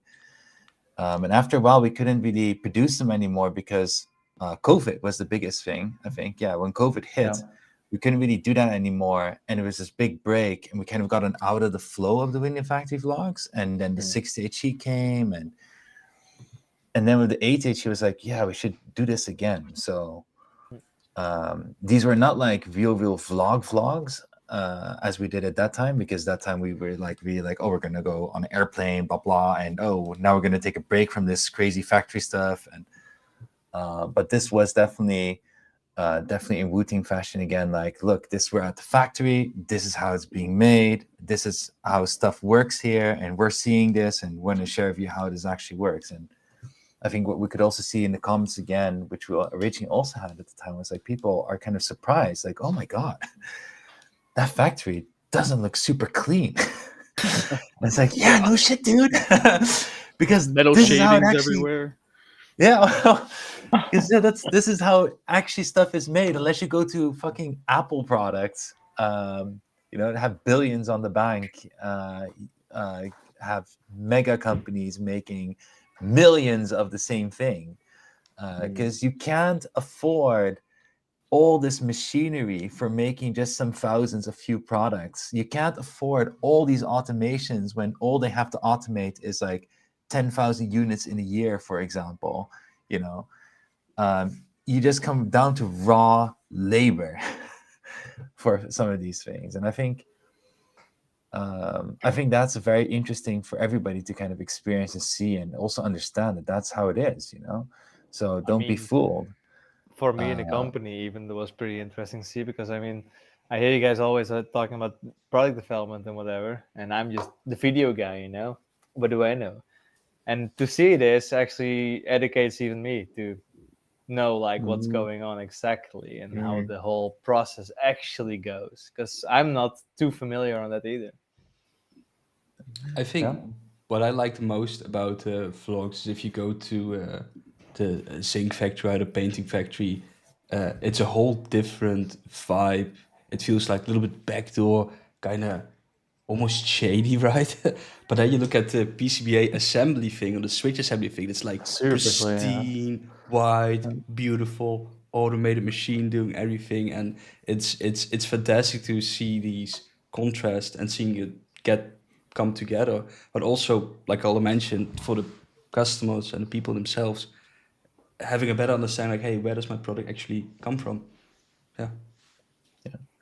And I think for what we've shown in the vlogs also, this is the majority of factories. This is exactly how it is. Yes, exactly. It's definitely, Okay. Everything else is just glorified. Like, it's not the case. I'm gonna quickly focus on the quiz, because I'm going to start the quiz soon. Oh shit, I'm gonna go fast. But with this stream delay, don't listen to the stream, but keep an eye on this quiz thing that you logged into, right? First answer is B. First answer is B, correct. Just hit B directly. Can't wait. Yeah, so it could be on your side that the quiz will start any minute now. I'm gonna wait 30 more seconds, and then I'm gonna start the quiz. And we have some sort of spectator mode. Probably the quiz has already started. Once you guys hear this, but there will be a spectator mode delayed on stream where you can sort of see the live scoring happening. Just don't show the answers. I will also show the answers after the quiz. Yeah, not during. So our commentary is also going to be like 30 seconds late. Only Eric's commentary is going to be on time. Yes. Oh my god, the race is going so fast. The race that person that is number one is really number one. It's really number one. Okay, here we go. So really remember, the quiz is now started for everybody, but remember, accuracy above speed. Speed. accuracy Somebody's already done? above speed. Well, that person did not listen. Oh shit, we popping off, boys. We're popping off. Oh, it's not starting? Can't Tell you what, It though, started. Oh, I definitely want that here we go. backpack. Oh, wait, let me. Oh, the quiz prize. I forgot to name the quiz prizes. Yeah. First place, like a sick ATHE, fully decked out. Second place is store credit, and third place is limited edition Switchy backpack, fantastic backpack.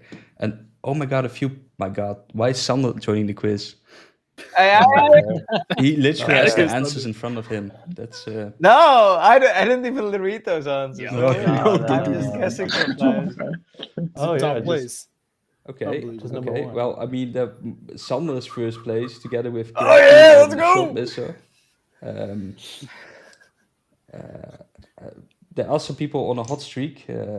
Some people are just don't do anything, I guess. Oh, but Kerky's going really strong. It's like on a 7 hot streak. Sander screwed it up. Too bad, Sander. Shit. Oh, tilting. But Kerky's strong. She's probably looking for answers. Sander's choking. Sander is Choking. Gonzo. Fuck me, man. I get live commentary. CYH. I don't know who it is, but oh my god, he's getting close. Who can dethrone Sander from the third place? Third place? Oh, man. How can Kirky have everything correct until so far? Or Yes, Impressive. that's suspicious. That's Yeah. suspicious. We'll definitely have to look into the replay of cheatings. Nobody Killmaster's can also get getting him. strong. Okay, Sander's still third place. We have CYH in the second place, but not everybody's Thanks for done the yet. backpack, Right? guys. Thanks for the Um, backpack. I already claim it. It's mine. Thank you. It's on there. No, There's still I don't people- take it. Japan. Fourth place will then have the backpack, of course. There are still people trying and quizzing. So There's still far, some hot streaks going on. 44% of the quizzes, 43% of the answers are correct. So nobody paid attention. So I told Raquel, because she made the questions like, "Oh my god, these are all too easy. Let's throw in some curveballs." Well, to be Yeah, fair, I mean, I had some three of the- incorrect anyway. Some of the answers to the questions that were going to be presented in the year review, we haven't gotten to yet in the year review. So, whoops. Oops. I see here a question that nobody should actually know. yeah. Yeah. That's weird, right? But then- that's. How did Just Kirky pure luck. get that right? I Oh, mean, it it's looks like Evail also. Oh, Ooh, also on a streak. yeah. Some people are There's getting still close, somebody that can claim. and yeah. it's- Am I still third place? I'm not. yeah, still There's somebody third that can place, dethrone Sander. you right now because Just press What the was X the next name? to Sander there. Just kick him out. Literal God. We are going Get him to outta here. nuke Sander real soon. Yeah. I'm gonna wait for 30 more seconds. Give some people some time to fill in some questions because some people are still working on it, doing it. Who's Rocky? whoever's number 6 right now is tilting on the last few questions. Rocky because is they were Rocky catching also up to Sander. joining in. I mean, Renua can still, if he answers like the next 2 questions pretty quickly, he can still maybe dethrone Sander. Yun Kwan is Oh, also shit, I'm pretty actually good. still third. Holy damn. Okay, final 10 seconds. Are we ready? 10, 9, 8, 7, Insider knowledge, and I still don't 6, know enough. 5, 4, 3, 2, 1. And that's it. Quiz has ended. First place. Oh no, third place, Eva Ali. Second place, CYH.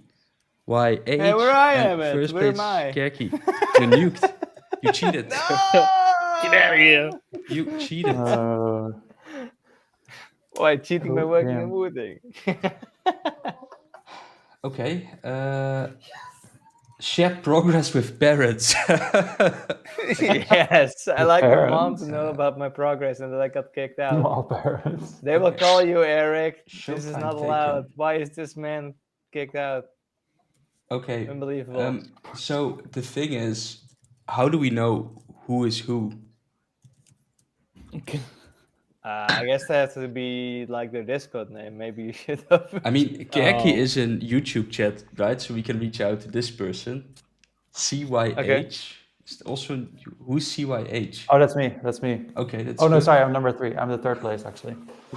Who's Why are you trying to be so sneaky? Nuke. No. Yeah, I'm just having a feeling that Kirky, it feels kind of sussy because there is this Chrome browser plugin that you can download and get like the correct answers. I thought you had a way to detect They it. had SOCD on. No, I lied. But I told you that I was to scare people off, right? I mean, That's. considering the person's in the chat, give him the benefit of the doubt. I'm gonna give Kirky the benefit of the doubt. Otherwise, you wouldn't be chatting in the chat so confidently. Yeah, we need video evidence of them checking right now. So, but it's also quite interesting how Iva Ali is 3rd place with all answers correctly, but just too slow. So speed is important. It's yeah. Well, I mean, the best prize was 3rd prize, so them taking their time got them the best But prize. wait, that's not urine. Okay, let's. Okay, so Kirky we can detect it through YouTube. CYH and Iva Ali send messages on Discord to Sander. He can figure it out and verify if it's actually you. Let's quickly go through the. Wait, how do I verify? Yeah, exactly. I don't know. You figure it out. You can mail them. They're registered, right? Like, you can just Amazing. mail them. Well, no, There's a I can mail share the button. progress with parents. Call yourself their parents and share it with yourself, and that'll work. Well, I'll figure it out. We'll figure it out. Why don't I see the correct answers here? Oh my god, now I have to. Okay, let me think. Okay, so the first question: how many people backed the Wooting HC Founders campaign? I mean, that's the correct. That's 23. We spoiled it one in the beginning. We said it so many times. 355. So that's if you had that one wrong, then that's just tough. Yeah, hopeless. Oh, review questions. Here we go. Oh, this is better. This is the way to go. Yeah. So, well, everybody who had this incorrectly just wasn't paying attention. At which event was the Optimum case first shown publicly? I mean, we didn't say it, but you could actually see it, right? In the Sneaky. Presentation for yeah. the Zoom out a year little bit. recap. Yeah, I'm we trying. actually put it in the video. Yeah. I'm trying to Yeah, zoom you out. need to zoom out. I'm zooming out. I'm doing my best. Here we go. Okay, professionally. Good. But it was Computex. Yeah, that was the first event where we showcased the Optimum keyboard. What's the name of our mascot, Switchy? It's Switchy, of course. Come on. Wait, was it in the question? What's the name Yeah. of the mascot? Switchy? It's Switchy, but it's mindful. That's Supposed to be a What- free question, but Yeah, but Switchy cute. More on Switchy next year, right? It's What's the name of Calder's Pet Sugar Gliders? So that's the one is like, This how is do you hard. know? So when did the Founders Campaign of the ACA start? We also said it multiple times, right? 14th of March. Oh, I guess it correctly then. Damn. Okay. That's I didn't even know. here. I didn't catch up. so. What did Calder break during the warehouse trip? And that's that was on a YouTube video. Quite funny. Yeah, It's like the shipping shipping label. label. Calder ripped it off. So I think people actually seen this in the video. At least 25 people, right? Also, Calder, I want you to know I spoke with Marloes last week about that, and she definitely laughed at you specifically for making that mistake.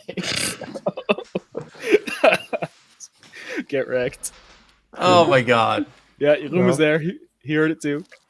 Yeah, it was really Clearly, funny. Yeah. if I was an operator, they need to improve the process, Like, Clearly, you are not an operator. Calder, you didn't even look at how the people did it. You just tried, right? I mean, everyone was like peeling off the label nicely. You were just. Psst. Yeah, I'm not gonna touch anything. I don't know how any of these buttons do.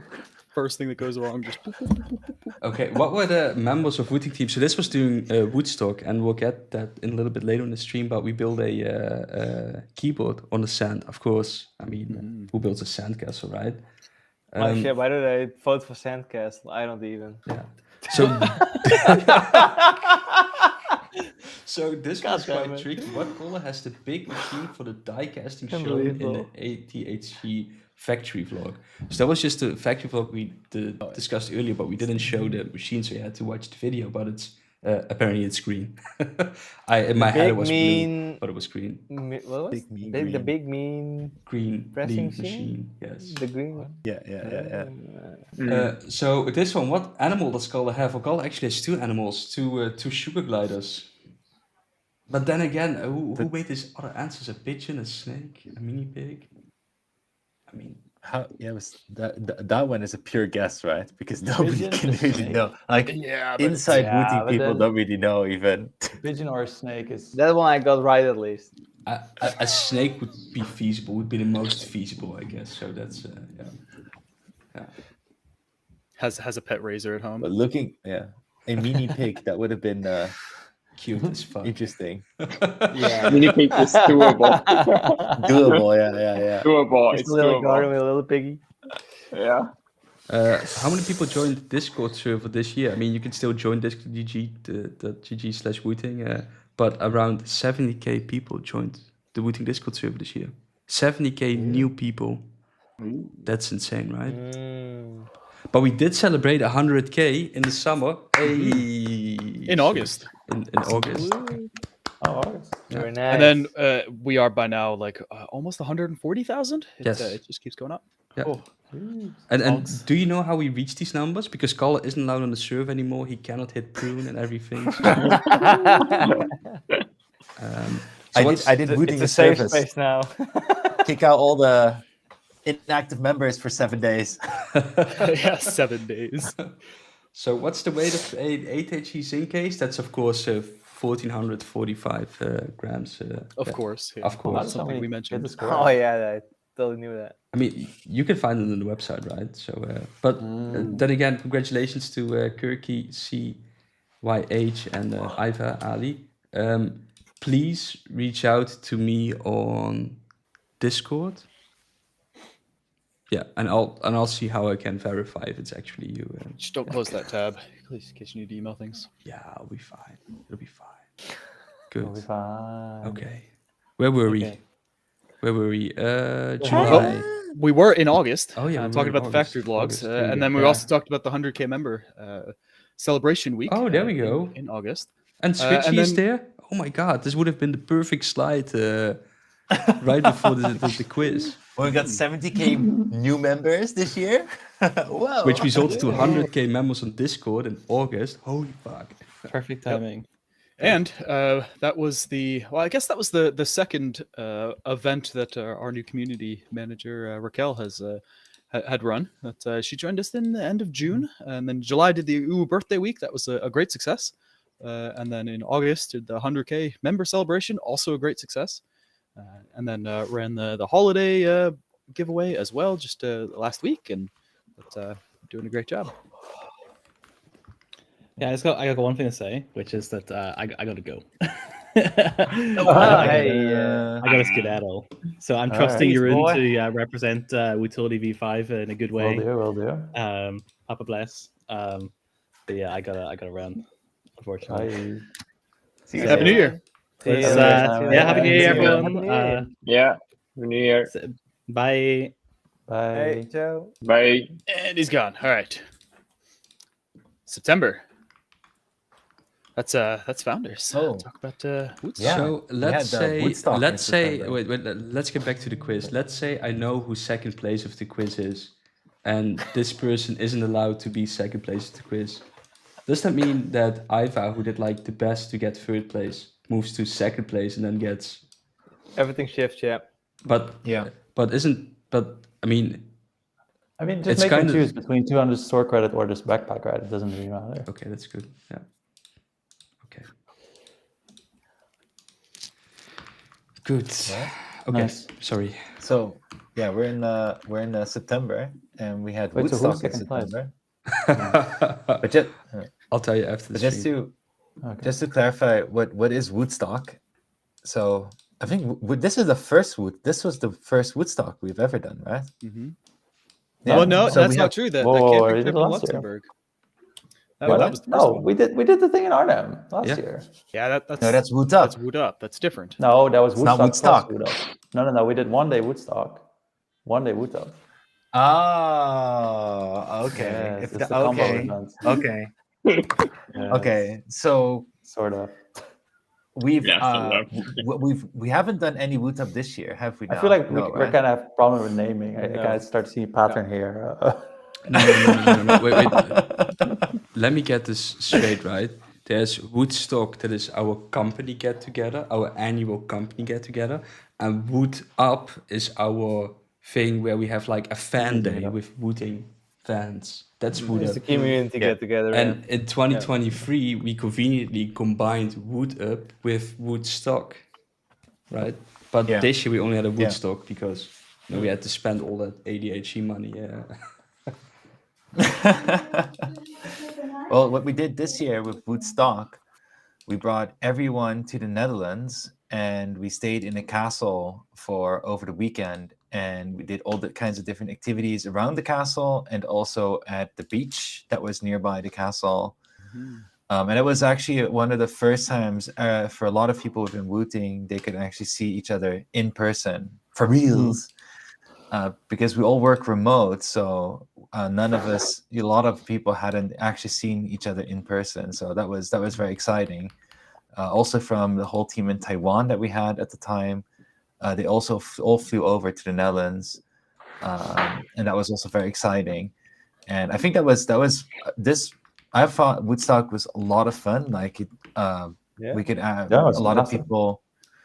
Yeah, could have good conversations. The games were a lot of fun. And I think what made it very nice compared to maybe some other company type of events is the fact that we all do work remote and we don't get to see each other in person that frequently. Kind of changes the feeling also when you do get to see each other in person. It's more exciting. Because I was imagining if you would see each other in the office every day. And then now you're in this like fun environment. It's like,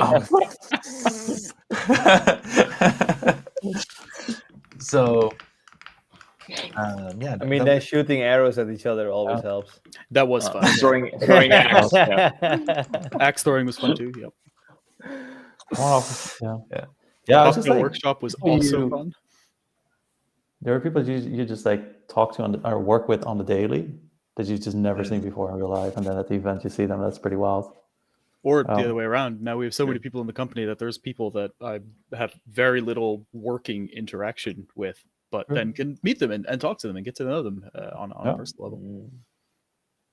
Yeah, it was really nice. It was really cool to go. And this, I think it's very, very fortunate that we can actually start doing this, because it's something we've actually wanted to do already for quite a while, but it was always just like with Computex in the booth, was like too expensive. You know, why would we spend that kind of money? Well, there's going to be no like impact on the revenue, blah blah. But now we're in a situation where we have a whole team of people, and bringing these people together and creating culture within the company and creating more life and reason and motivation with the company and making people work better together. It's become a much more important aspect than it had in the past. So now it actually is also worth it to do this kind of stuff with the whole company. Yeah, so that was a very fun experience. So now every year there's going to be a Woodstock, just like since 2023. But then next year again. Yeah, we even did the live stream. Somebody also saw somebody bring it up, that it was also like the Friday, our like regular live stream day, and you guys set it up sort of like in the garden. Yeah. Oh. The garden stream. Yeah. Yeah. Some I thought we juicy were links not in going that to do stream, too. anything. We can't miss our Friday live stream. Yeah. Friday live stream. You guys really want to do always the bi-weekly live streams. So it's like, okay. It's the one thing that we have now never consistently done and never missed one. Yeah. Never. Dedication. Never. Yep. And then just like 1.5, 2 weeks later, the very first ADHEs started shipping to customers, started delivering to customers pretty shortly thereafter. That first batch, we spent a lot of time with our fulfillment centers to make sure that they were ready to ship out and fulfill tens of thousands of keyboards in a couple of days, about a week or so for most of the orders, and then some stragglers. We did have some challenges at the fulfillment level for the amount of orders we were pushing through at once. The way that we operate as a business with these batches, it is not a steady daily sales rate of continuing to ship this however many keyboards at the same pace. It's nothing, and then oh gosh, 10,000 or more, and that is a challenge for fulfillment centers. But they were ready. All three of them were, and they knocked it out of the park, and it was pretty cool seeing the first people getting their keyboards and experiencing the joy of unboxing it. I'm the workstations. I'm a horrible host, but we still have 4 Christmas greetings and Happy New Year greetings from the company. So I'm just gonna throw right now. Okay. And The last enjoy. Christmas.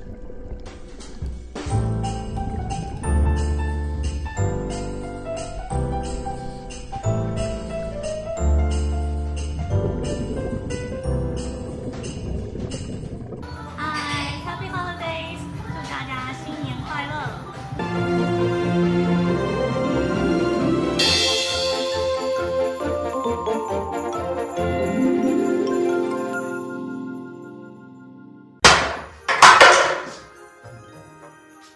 Hey guys, happy holidays and happy new year. I wish you all the best for 2025. Gelukkig nieuwjaar.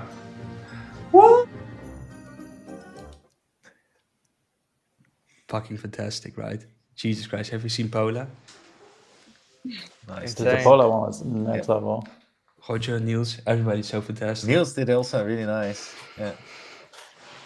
I'm ashamed of I'm ashamed of my own. I mean, should have put some more effort into it.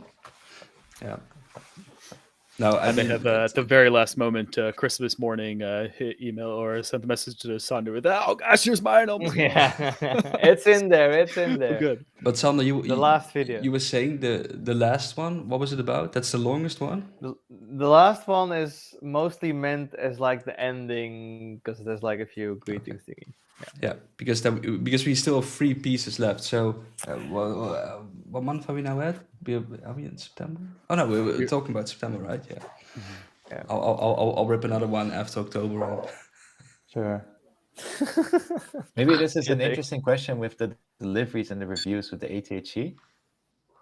There was like there were critical videos with the build quality of the ATHE, which wasn't a thing with the AT as far as I remember. What were the internal dialogues about that? I think that second one should be 60 from Vex. I guess so. Yeah. I guess so. Build quality yeah. of the ADHE wasn't a thing with the 60. Yeah, I think that's what he meant then. Yeah. Mm-hmm. And then when we saw those videos, I think you can already know what we did with the white zinc. Overreacted. What did we do? I think, well, the first thing is, for me personally at least, was a piece of realization of, oh crap, I didn't look at the AT in this from this perspective. Like we've been using this keyboard and doing the making the different cases, and we didn't look at it the way they looked at it. For example, the plastic case is a post-consumer recycled plastic, and we've done a relatively poor job in expressing what PCR stands for. And for everybody that, even if you go to the website right now, it says PCR ABS, but nobody really knows it's post-consumer recycled plastic. Mm-hmm. But when we started using this material and we're kind of like comparing that with plastic as we know it, we didn't really think about like how do reviewers and people actually test the keyboard, right? And something we did know with the 60 and with our other keyboards. And one of the things that they typically do is they grab the keyboard and like, oh my gosh, it's super bendy. The quality it's so plasticky now, and the quality is not good. And there's this balance between, okay, how do you make a perception of good quality versus actually making something good quality? And this was a lot of perception of good quality and not about actual good quality. It's because when we were looking at internally, we've started looking at, okay, what can we do to make the keyboard less bending? And it's not as simple as saying, well, we should use higher quality plastics because then it becomes less bendable. It doesn't work like that, because one of the reasons why you can move it more ready is because we use, for the switch plate, a PC plastic instead of using aluminum plate. So it makes it less stiff. So that makes it also easier to bend. And because we have the gasket mounting, there's like more room for movement as well. So that was kind of hard to swallow for a moment, but we've actually started looking into, okay, what are practical things that we can now do to actually make an improvement here so that the next version that we release, we can come back and say, hey, look, we've listened to the feedback here and we've made an improvement and your experience of quality is better now for this new version. And then for the zinc case, I think it's only the white zinc case in particular. That one was also a surprise because we never thought about, needing to scratch the surface and then find out what happens. And we do all these reliability tests at the factory already. We kind of assume like once it goes through the reliability tests, everything is okay. And the one thing we were very focused on was the salt bath test, which is basically accelerating a rusting process that could take place with a metal case. And if it would pass that, we were like, okay, nice, it's good, right? But then having a reviewer like scratching over it with a piece of metal and then having these gray marks over it was like, oh shit. And we didn't test it in this way, didn't think about that either. And you can see how we responded to it basically, because we feel like, okay, well, now that we know this, like, okay, how can we do that better? So that's why we started the development for the V2 version. And I have to say, I'm happy to report, I checked the final version myself now today. I've done the whole, yeah. White color, all good. I did the metal object. I need to push in to scratch, no gray marks. And if you once you do get to the point where you can create a gray mark, it's thin and you can wipe it away with the thumb. Like, it's a huge improvement in comparison. But that was a whole process also of learning about paint and what kind of quality tests to set up before it gets approved, and different ways of solving this. So yeah, and I guess that's always how it goes. Like, we can't like solve everything immediately. Yeah. And we do really want to change it immediately, but I think what we also, like, you're asking I saw this other question, like, oh, why is your ATG not in stock now? Well, one of the reasons is because we get this feedback. We get feedback. We also get, customers that have the ATG and a technical problem comes up. And obviously, it's not a technical problem that everybody runs into, but there's a small amount of people that run into a technical problem. And we take that and we're like, okay, what caused this and how concerned should we be about it? How big is the scale of this happening? And what are the things we can do to now change that as a running change so it doesn't happen going forward, or the chance is less? And all of that is stuff that we hadn't really anticipated going into it, and it delays productions. And that's why I think of quite some different variants are not in stock. And some variants now are. Sorry? Some are, yeah. Yeah, some are in stock, but I don't know if the inventory still needs to be updated or something, because the delivery time says maybe the 1st of January or something like that. But actually, we have it in stock now. Yep.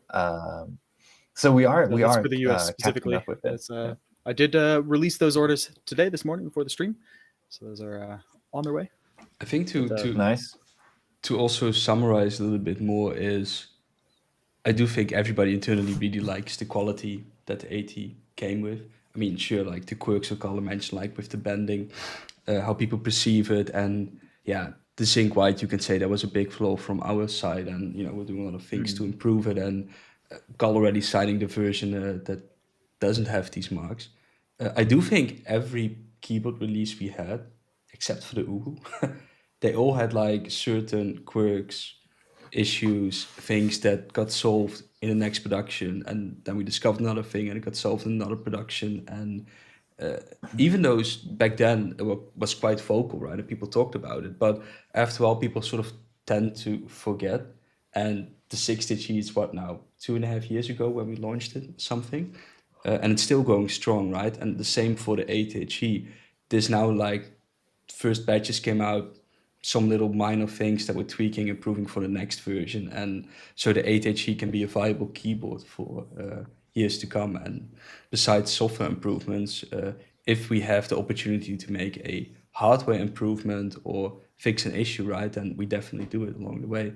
And sometimes we talk about it, and sometimes we don't talk about these issues. So I think when I think about the issues, for example, the Lacquer Edition had, or the 80, or the 6HE, or the 2HE, the 80 isn't that bad, to be honest. It's not that bad. It's just like the big highlight is on the zinc white. 8HEs, yeah. The biggest highlights on the zinc white, and then I think for the rest, it's because this is one of our bigger, like, first product that we've gone out the door with huge productions with the most variations. So I think a lot of the stuff that has come up has been related to well, I think of it, yeah, lots of it has been related to just the fact that we have such a big variation of stuff. And there's like picky things in each one of them, and that together accumulates to a bigger amount that you need to be concerned about. But then over the skill of all the products, of all the productions and deliveries done for the 8HE, I think in comparison to the 60, you might argue that this is actually not that big of a deal, especially looking at the PCBA, for example. Rock solid. It's much better. Like with the 60, we had some like really few things that were like could go horribly wrong, and it was like every one first of them. batch that it was much more likely. It wasn't common, but it was much more likely that the USB connector itself would break off because of how far it was extending out of the keyboard, and then during shipping it would potentially get knocked. That was definitely an issue. That was a very scary one. Yeah.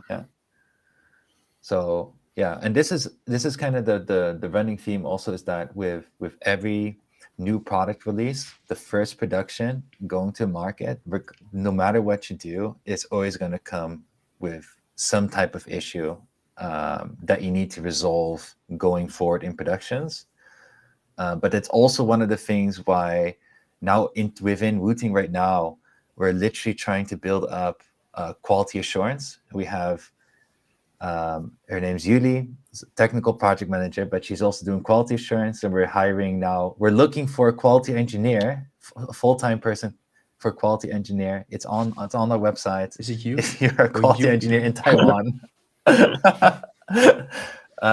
But it's become a huge topic to more critically start thinking about, okay, how can we build more knowledge, know-how, and checking systems internally, in-house, so that we can more proactively work towards a higher standard of doing our products, because that's what we want to work towards as we go forward. Increase the standard of our products every little bit, every time, and just pushing, just try to get, do it a bit better than last time every time, and this is now becoming a big topic for us. And oh my God, there's a whole big story about quality that I shouldn't go into. No, let's not go into it. Moving forward to October, there was this I'm different first gonna take a piss. October. You're Be gonna, back. Congratulations. Before going to October, share some more of those hello videos. No, We're after forgetting October. After Oh, October. After October.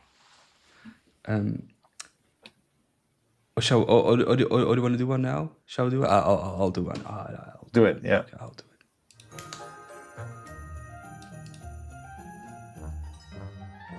Hey everybody. As you can see, it's looking pretty nasty outside, so I hope you all have a cozy and warm Christmas with your family and loved ones. And as for next year, I wish you all the health, prosperity, and of course, good fortune. Until then, take care. Hi everyone, Happy New Year and wishing you all the best for 2025. 祝大家新年快乐，事事顺心，卡顿卡。Back. Wow. Fantastic. Fantastic seeing all the teammates. Teammates, colleagues, Nice. huh? Colleagues. Colleagues. Colleagues, yeah. Now, October was also a crazy month because then we had the Z Frontier event. Who can talk about this event? Sander was supposed to, but he ran away. Oh. Unbelievable. Well, then let's continue with Utility V5. Simon? He ran away too. Good. Well, luckily Jeroen is here.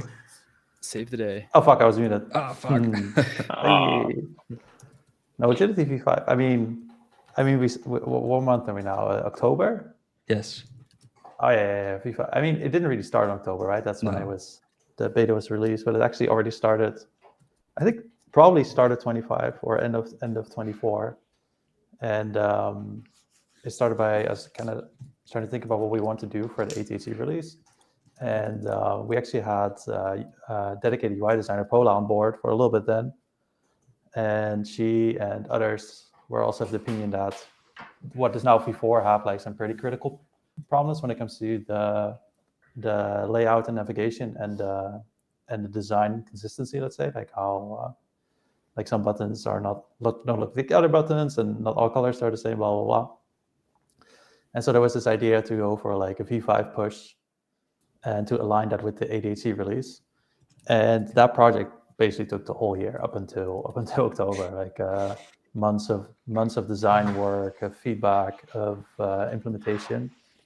And I think we were able to get it pretty well synced up with the ADHD release, all things considered. There were a few things that we hope we had like a bit more of at the during the launch, like for example the light bar in the background service. Yeah, exactly. That's still kind of that's still kind of on hold now, just to kind of really get the V5 kind of polished for like a stable release.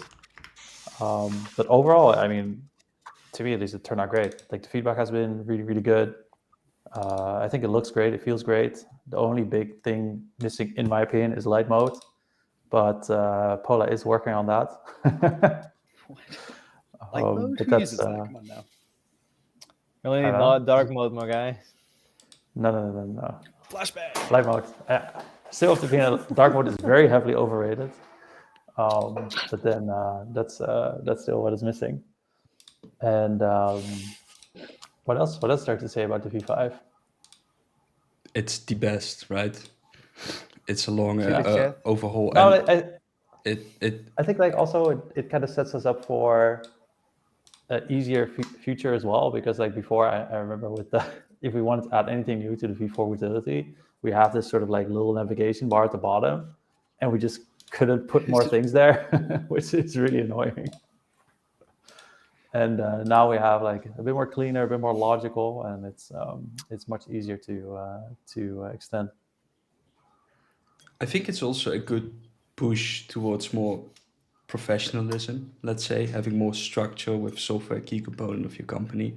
It's also something we're doing on the website. And I guess if you just look at all the utility versions, this one it's fantastic. It looks nice. It looks great. It's very well designed, and it still keeps the Wooting and utility spirit and what makes the utility unique. Because one thing about good design, people shouldn't even notice it. They should just be happy and not complain about it, right? And if people don't complain about your software, then it's overall pretty good. And that's something, something special, because if you look at all the reviews, right, some people say like, oh, this thing white is kind of ass, or the delivery took so long, or it's too expensive, right? But it's always like the software and everything is, and that's a combination of the firmware and user interface for the utility. Yeah. So it's Yeah, and I can wait to see all the copycats of the V5 coming up. So Yeah, what was the game? Like Paula had like a focus group or something, and then she was like showing some early samples, and then this other Chinese company also had like something similar, and it's like this is yeah, who was the guy that posted like a picture of like their new software in the Discord, and it was just a screenshot of the utility with some changed colors. Yeah. And they were like, "Oh, whoops, sorry, it was just like an internal picture. It wasn't meant to be shared." Yeah, like what the fuck? Like what? I forgot the company. It's one of those. One of those no names. Yeah. Oh, no names. Yeah, it's no, but in general, what's so good about Wooting now that we can actually do things that we always wanted to do, like make a really good design for the utility. Because it's not like the utility was bad before; it was just always kind of a struggle to add anything new or to make it feel a bit more coherent, and to just have somebody like Paula that is just like dedicated to it, and just be able to put like her full creative effort into it. Oh, it's so nice. Like you just get something that just looks and feels great. And I think because with Paula we had like a talk at the very start of this project, and then I was I mean, to be honest, I was a little bit skeptical of this project because I already felt like, people are already so happy about it in the reviews, and people already think Wooting has great software, blah blah blah. But then she basically said like, she wants to just hold it up to a much higher standard, where it's like, okay, people say it's good now, but it's not really that good. Like if you look at it very critically from like a UI perspective, and just because it's good for keyword software, it doesn't mean that it can be much better. And I think like the V5 is like a very nice step towards that. I think it's also a piece of not ever being satisfied with where you're at and wanting to keep pushing and improving, and that's something that with software it's a lot more straightforward perhaps to do than with hardware, because you ship it out over the air. That's a big thing about what Wooting continues to do over years and years and years. I think the most challenging thing in general for hardware companies, or for a lot of for keyboard companies, is to rationalize investing money into software. And meaning continuous development in software. Whereas, and this is when we started with Wooting, one of the first things we learned is that a lot of keyboard companies, they will go to a manufacturer and be like, okay, I want to make this product, right? This is my drawing. Give me a quote. You make it. We'll check it. We need some software with it. And the factory goes to a third-party design house. They have some kind of template software, and they just throw a skin over it. Comes with the keyboard. Boom, release the keyboard. Few bug fixes maybe, but that's it. Done. And that same mentality being applied by the bigger companies as well, just when it comes to releasing things, but just a little bit more in-house. But even with them, I think with some of them, you can spot it. They'll also outsource the software making. And it wouldn't surprise me, for example, if you look at SteelSeries as an example, they have this like software platform thing, right? And then you can launch the different applications for the different devices, right? Wouldn't surprise me if the keyboard software originally was made by a third-party design house that you just launch through their central app. And this is also why they divide all those applications, because they're all maybe made by also different design houses, and only few things they do internally.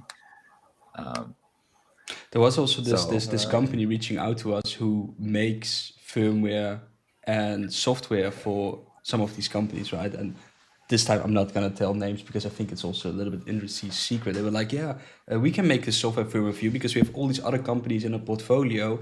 If one of them has a feature, we can, sort of copy paste it to your own things, and we can make software faster and better for you because we have all this knowledge. And that's like, oh, so that's why all the software is crappy, because there's one company who makes all the software. Like, that's why. Makes sense, yeah.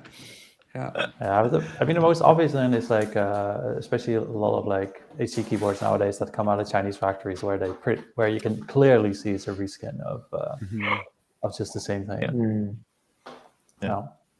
But then, with that sort of money making on the software story, I thought it was so funny to see this Logitech interview that happened earlier this year with I think it was The Verge or something like that, where Logitech had that same observation that Color had, where it's like, okay, you need to invest so much in the software, but where does the money come from?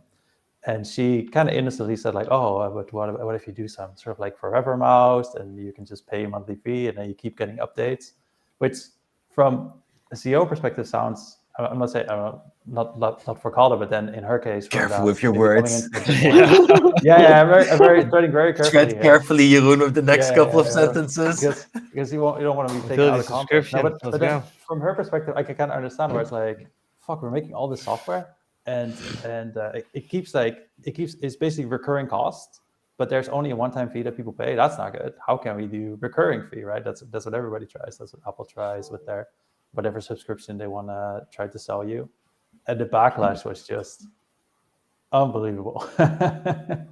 That's really quite something. People are not happy about that future, about the potential future. Yeah. It's also people very keep spending money on shit on the microtransactions for video games, but that's a different story. Yeah. Good. We have a cat in view. There's a cat alert by cat. Yeah. Okay. But let's go to the Sea Frontier event. Let's close of October. Go to Sea Frontier. Yeah, that was interesting. Second time we had a booth, right? Second time we had a booth, indeed. Yeah. So also my first time in China. Still sweating balls, it's still warm.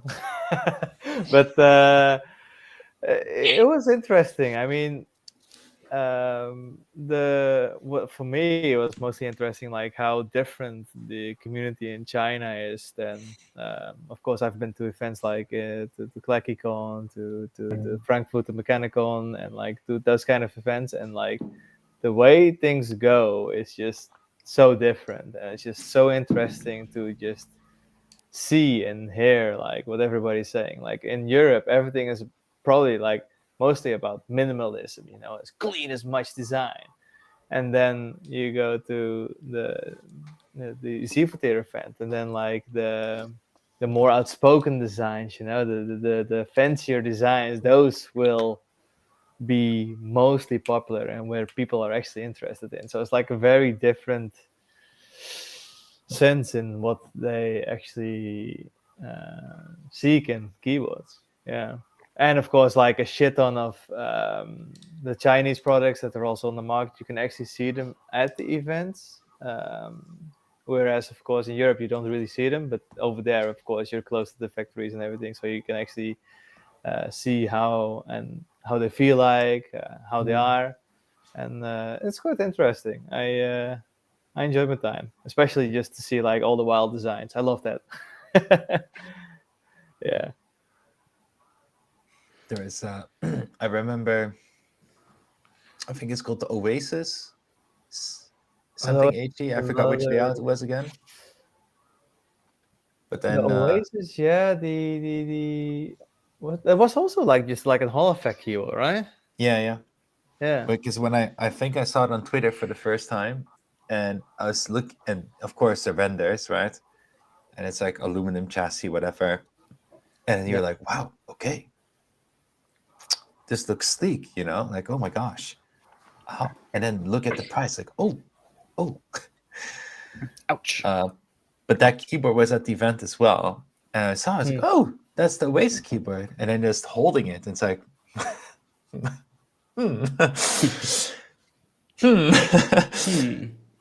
I like the renders a bit better. Yeah.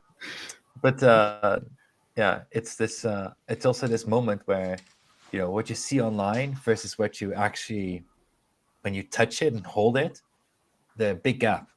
Yeah, and I think that was also very interesting, because there's also a lot of the other HE type keyboards there, and was also like you're holding it, you're like, something not really right with what I'm holding here, and I also have like what I found interesting. Like you also have like a new type of is it? Can you call it Hall effect then? Like you had the new type of like magnetism or like a way like with the coils and the the induction. Yeah, the Oh, induction yeah. one. No, Yeah, yeah. I've This one never went- seen it IRL, and to see it actually there, that was really interesting. Yeah. Like that stuff, that kind of stuff you see on these events, and not so much in Europe itself. And that's just I We love did it. see it at Mechanicon. I think it was Cherry there as well. They had like with the coil things in a keyboard, and they were showcasing it also with how fast the input speed was. And the guy was showcasing, telling to everybody. And I don't know, he probably didn't know I was from Wooting. And I was like, hey, Wooting has like this XLAD tester over there. You want to test it out, how fast it actually is? And they were like, no, because this is still prototype, and no, it's set up here, and we won't do it. And I was like, I can get the XLAD to here if that's easier for you. And they were like, no, let's not do it. Yeah. Maybe an opportunity, and it's not on our little outline here, but to talk about OLAB a bit. So it also has to do with the Z Frontier event. Yeah. I'm not going to say any more Yeah. words about it before I get accused of leaking things again. I mean, what's the leak? It's pretty much there- out there already, There's right? there's videos out there. Yeah, there are some videos out there already. Yeah, we have not been publishing any of those videos ourselves as much because we're kind of at the point where it's also we want to make sure that the final product is a final product before we start promoting anything, because we'll promote then to our whole audience, and there's also an expectation from us, right? I mean, if that can't be delivered, because we are still dependent on our lab to actually deliver on something. And the way that we're working together on this case is also where we are not designing the case, right? We are only basically giving them permission to work, to use our logo, basically, and then checking the case and approving it, doing through EMI and ESD testing, and see if it has any issues with the keyboard or not. So then we can actually say, hey, this works well with our module. And one of the big parts, which usually gets forgotten with these kind of cases, is to properly ground the case, which they had also initially not done. So we added some stuff also to make sure it's properly grounded when you install the whole board. So now it's in a phase where we're close to a production where we're getting these, you can say, PVT models in. We have now validation testing for those who don't know acronyms. Yeah. We have, I think, 10 units right now, which some of them we're going to be sending out for review as well. And we're also now kind of finalizing the contract with each other and what kind of QC standards we're going to set up. And also giving feedback on some final parts about the packaging and the case it comes into, where we want to see some changes. So until we're satisfied with the final result, I'm not gonna give any dates, because when we work with them and the way always when you collaborate with a party, right? I remember when we just started, we're like, well, how fast do you kind of like complete a keyboard designer thing? They're like, well, in 3 months, right? And actually, it's true, and it's very fast. It's quite incredible how fast they can get prototypes going and get the design done, and like they're iterating very fast. It's pretty awesome. But what does happen in the end, which is all true for everyone, is that then you need to make it production ready and you need to go into the details. Everything gets stuck. So and it takes a much longer time, and that's basically what's happening right now. But other than this, just making sure of the last details and making sure that we can uphold a certain quality level, hashing out the final pieces of the contract. The case itself is really dope, and I think it's the first luxury case for 60HE that really looks, in my opinion, looks really dope, and it's a really in their style. yeah. I don't know, not a lot of people outside of China are familiar with Owl Lab, but within China, Owl Lab's pretty big. They have a certain style also. You might know them from QWERTY Key keyboards, QWERTY keys. That's also them. But Owl Lab is like their luxury version of the cases, and yeah, I think it's going to be. I'm still very excited about the case itself. Yeah. There's no ETAs or anything on it, right? No, I don't want to do any ETA because we had there are internal ETAs, but we've already passed the deadline for something. Internal so and ETAs, they're already behind us. yeah. So and we received it, and we received these samples. We've reviewed the samples, and again, they're doing a great job at like iterating and quickly going through a process. And we are generally always the more slow party with these kind of things. But we get these samples and we just see a couple of things. We feel like, this can be better if somebody's, spending this amount of money on the product and they want a certain experience. You don't want to see this happening there. So we want to see that being improved. And that will slow down the whole thing again. Yeah. Yeah. So what did November brought us? Drum roll. A vlog and a case. Speaking of cases, Vlog and yes, let's talk about the warehouse vlog then, which was actually filmed in September, but then editing and getting things confirmed by the partner with whom we made this vlog, that everything was in good shape. We released it in November when the second batch was getting fulfilled. And had a lot of fun with that. Went down to our fulfillment center, Manta, here in the Netherlands. And the idea was to showcase in the similar style to the factory vlogs, what does it take to fulfill the keyboard orders?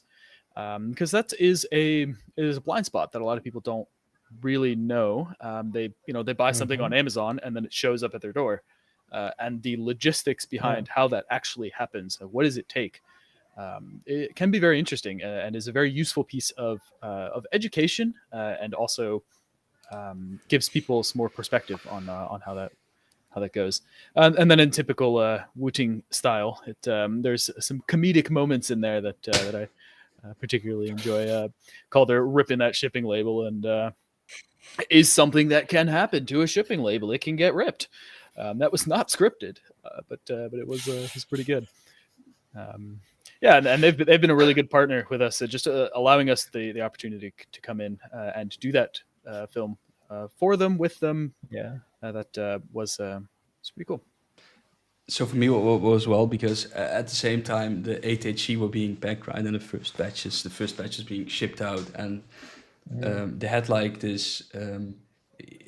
We didn't even show it in the video, but there was like a sort of other storage room where they also had like temporary stuff, and it was like a row of Wooting keyboards, and there were Wooting keyboards, and there were Wooting keyboards. Because sure, right, during the campaign you see a number 23,000 units, right, or orders, and then in the next couple of months more people purchasing it, and that's not all Europe, right, because we have multiple warehouses through the world, but at least logistical partners, but physically seeing thousands of 8HE, that's, I don't know, because we all work digitally, it's very difficult to imagine how much it actually is, and it's a lot more volume than you would expect it to be.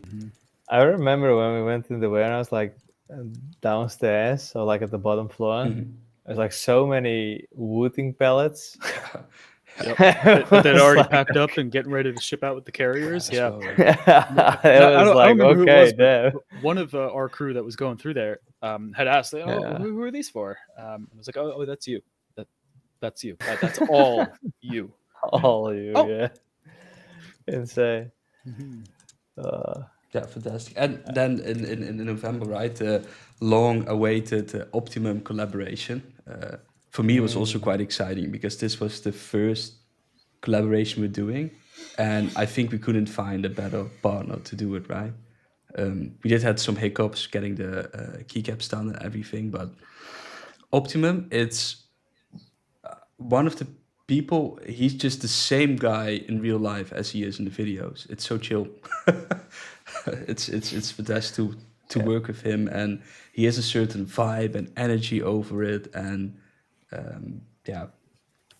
patience as well, which is nice. And overall, this product, it's a fantastic case. It's something unique. It's nice and thick, nice coloring, and Yeah, I always wanted me a chunky boy.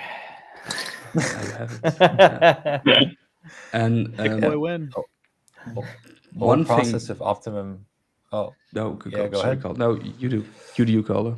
The whole process of Optimum was very nice, because it was for us also the first time we did a collaboration with anyone. And for Optimum, it was also the first time to do it with any brand. And one of the things that we were always kind of contemplating was, how does a YouTube reviewer collaborate with a brand that it also reviews, and how do you strike a good balance here? Because you don't want to create a bias there, and he needs to stay also he shouldn't become opinionated already, because we're doing this collaboration.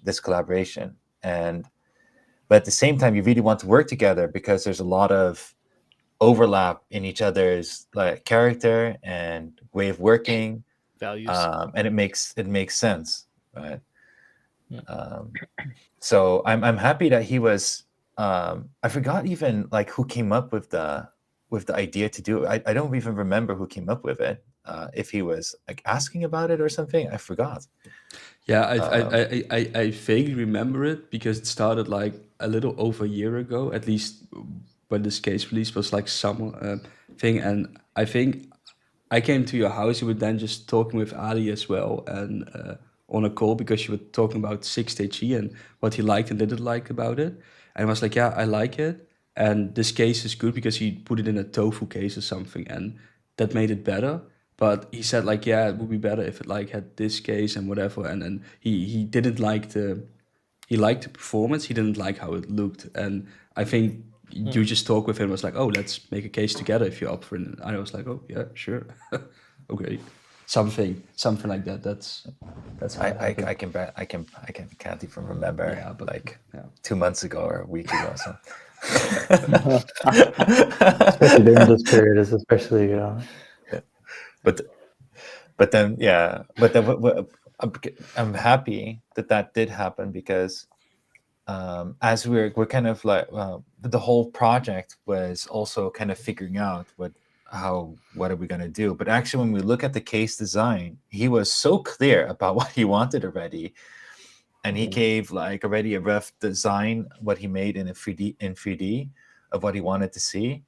And we just took that and we made an actual case out of it, polished up, and came with the extra idea. We wanted to give it a little bit more of a premium look, notch it up a little bit. And that's when we added the PVD metal piece on the backside. And we finished the case actually pretty fast. That was one of the fastest projects we had done. When it Compitex, it was almost finished already. Earlier. It was the case itself was pretty much finished that time already. Yeah. But original plan the was problem, to start shipping it around Computex, but then keycaps. Well, the big problem really hit when we wanted to combine it with a keycap set. And it's the keycaps that was the real culprit. That was the really, really difficult one, because we had this, and there was this original idea. He gave a graphic. We want to do 5 die sub, but the graphic being way too blurry, it didn't look nice and everything. And it was we have to take a different direction. So then we did gradient grays, but it wasn't really matching well with the case. And then it was okay, let's just do a completely blank, one color, match the case. But then I have to say, we really ran into that matching the color was very challenging. And the vendor we worked with to match the color with, the feedback loops were very slow. It took, every time we wanted to do new sample, could take 3 weeks. And that's not just making sample maybe within a week, but then there's also the whole shipping process, and then the review process all takes extra time. And then also needing to send it to Optimum for a final review. So that took so much time. It was so frustrating. and that made the whole thing take much longer. But then we finally got to this, like, okay, this is, this is we got the color right? It looks good like this. Let's go for it now. The case is ready. Let's do it. And I think Optum released a video in a really, really great way to kind of avoid this conflict, which is basically saying, which was actually the case when we're doing this whole development, saying that basically don't buy it if you can't afford that. Don't buy it for him because he is already in a good state already. And that this is just really something he wanted to see. Like, he felt he could make a case that he really wanted to see. And we gave him basically the option to make that case with him. And that is just a really cool project to do. And I think that really, described it well. So I think that was really dope. And now that the case is out there, the next challenge is also to have this running as a continuous product for a longer time, to keep making it available. And of course, it wouldn't be in Wooting style if we, in the meanwhile, don't think about how we can make small improvements in the meanwhile. Well, besides this, one thing that we sort of silently pushed out here as well is the friction fit pad, which is amazingly as well, right? So instead of screwing it in the case, you friction fit the case in. And you can compare it to a O-ring fit, but then less janky, grounded, safe. And I think it really helps with metal cases, right? The friction fit pad. But I don't want to go into details for the friction fit pad right now. Shall we do another round of videos? All right. Let's do it. Oh, let's do it. Yeah, sure. Hello, I'd like to wish everyone a very happy New Year. 快樂有位勝利 and best Vincent for New Year。新嘅一年祝大家身體健康，新年快樂，新年快樂，Selamat Tahun Baru，拜拜。 I hope everyone has a wonderful Christmas and an amazing 2025. I would like to wish everyone a very Merry Christmas and a Happy New Year. I also have a question for our lovely host and everyone in chat. What are some of your personal winter holiday traditions? What do you do that might be unique to your family? Is there something you eat or something you drink? For me, on Christmas Eve, I always like to drink a nice warm chocomel with cream. And I always love to visit the Christmas markets across the border in Belgium. Then once we get home, it's always karaoke. I'm interested to hear from everyone. See ya! Nice. Damn, so Heidi. Good job, chat. Let's hear it, chat. I'm curious. Apparently there's no December. We did nothing in December, so that's why I was sort of skipping to the overview of the year. And because nothing happened in December, it's because December hasn't finished yet, right? Yeah. I mean, in December we had something. It's like we had a delay with the live stream.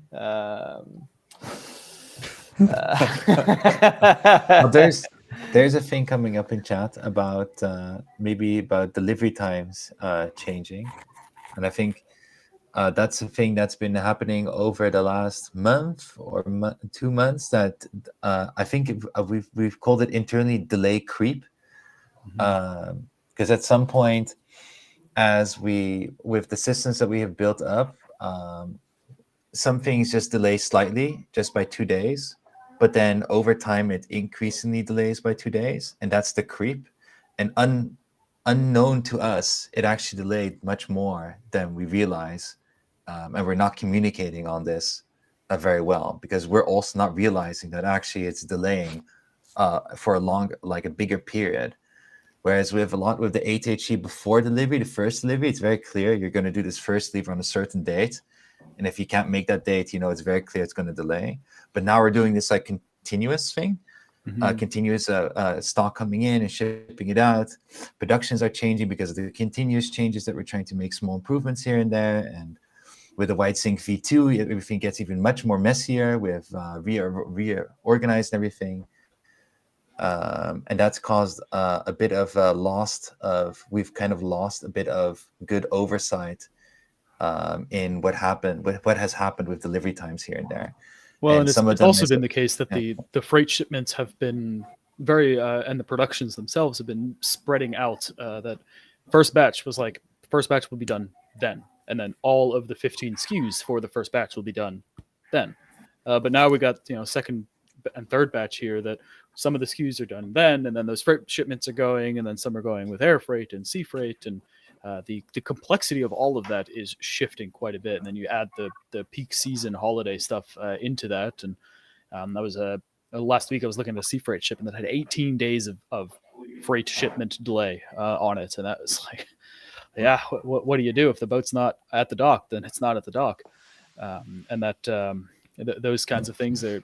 It's easy to not see the impact of that when it's like, all right, well, this date has shifted by 2 days. Let me just update the system to reflect that. But then you do that 4 or 5 times over the course of 2 months, and then all of a sudden it's 3-4 weeks delayed.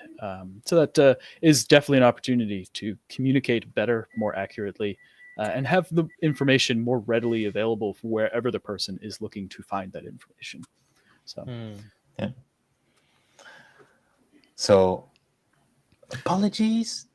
We'll do better.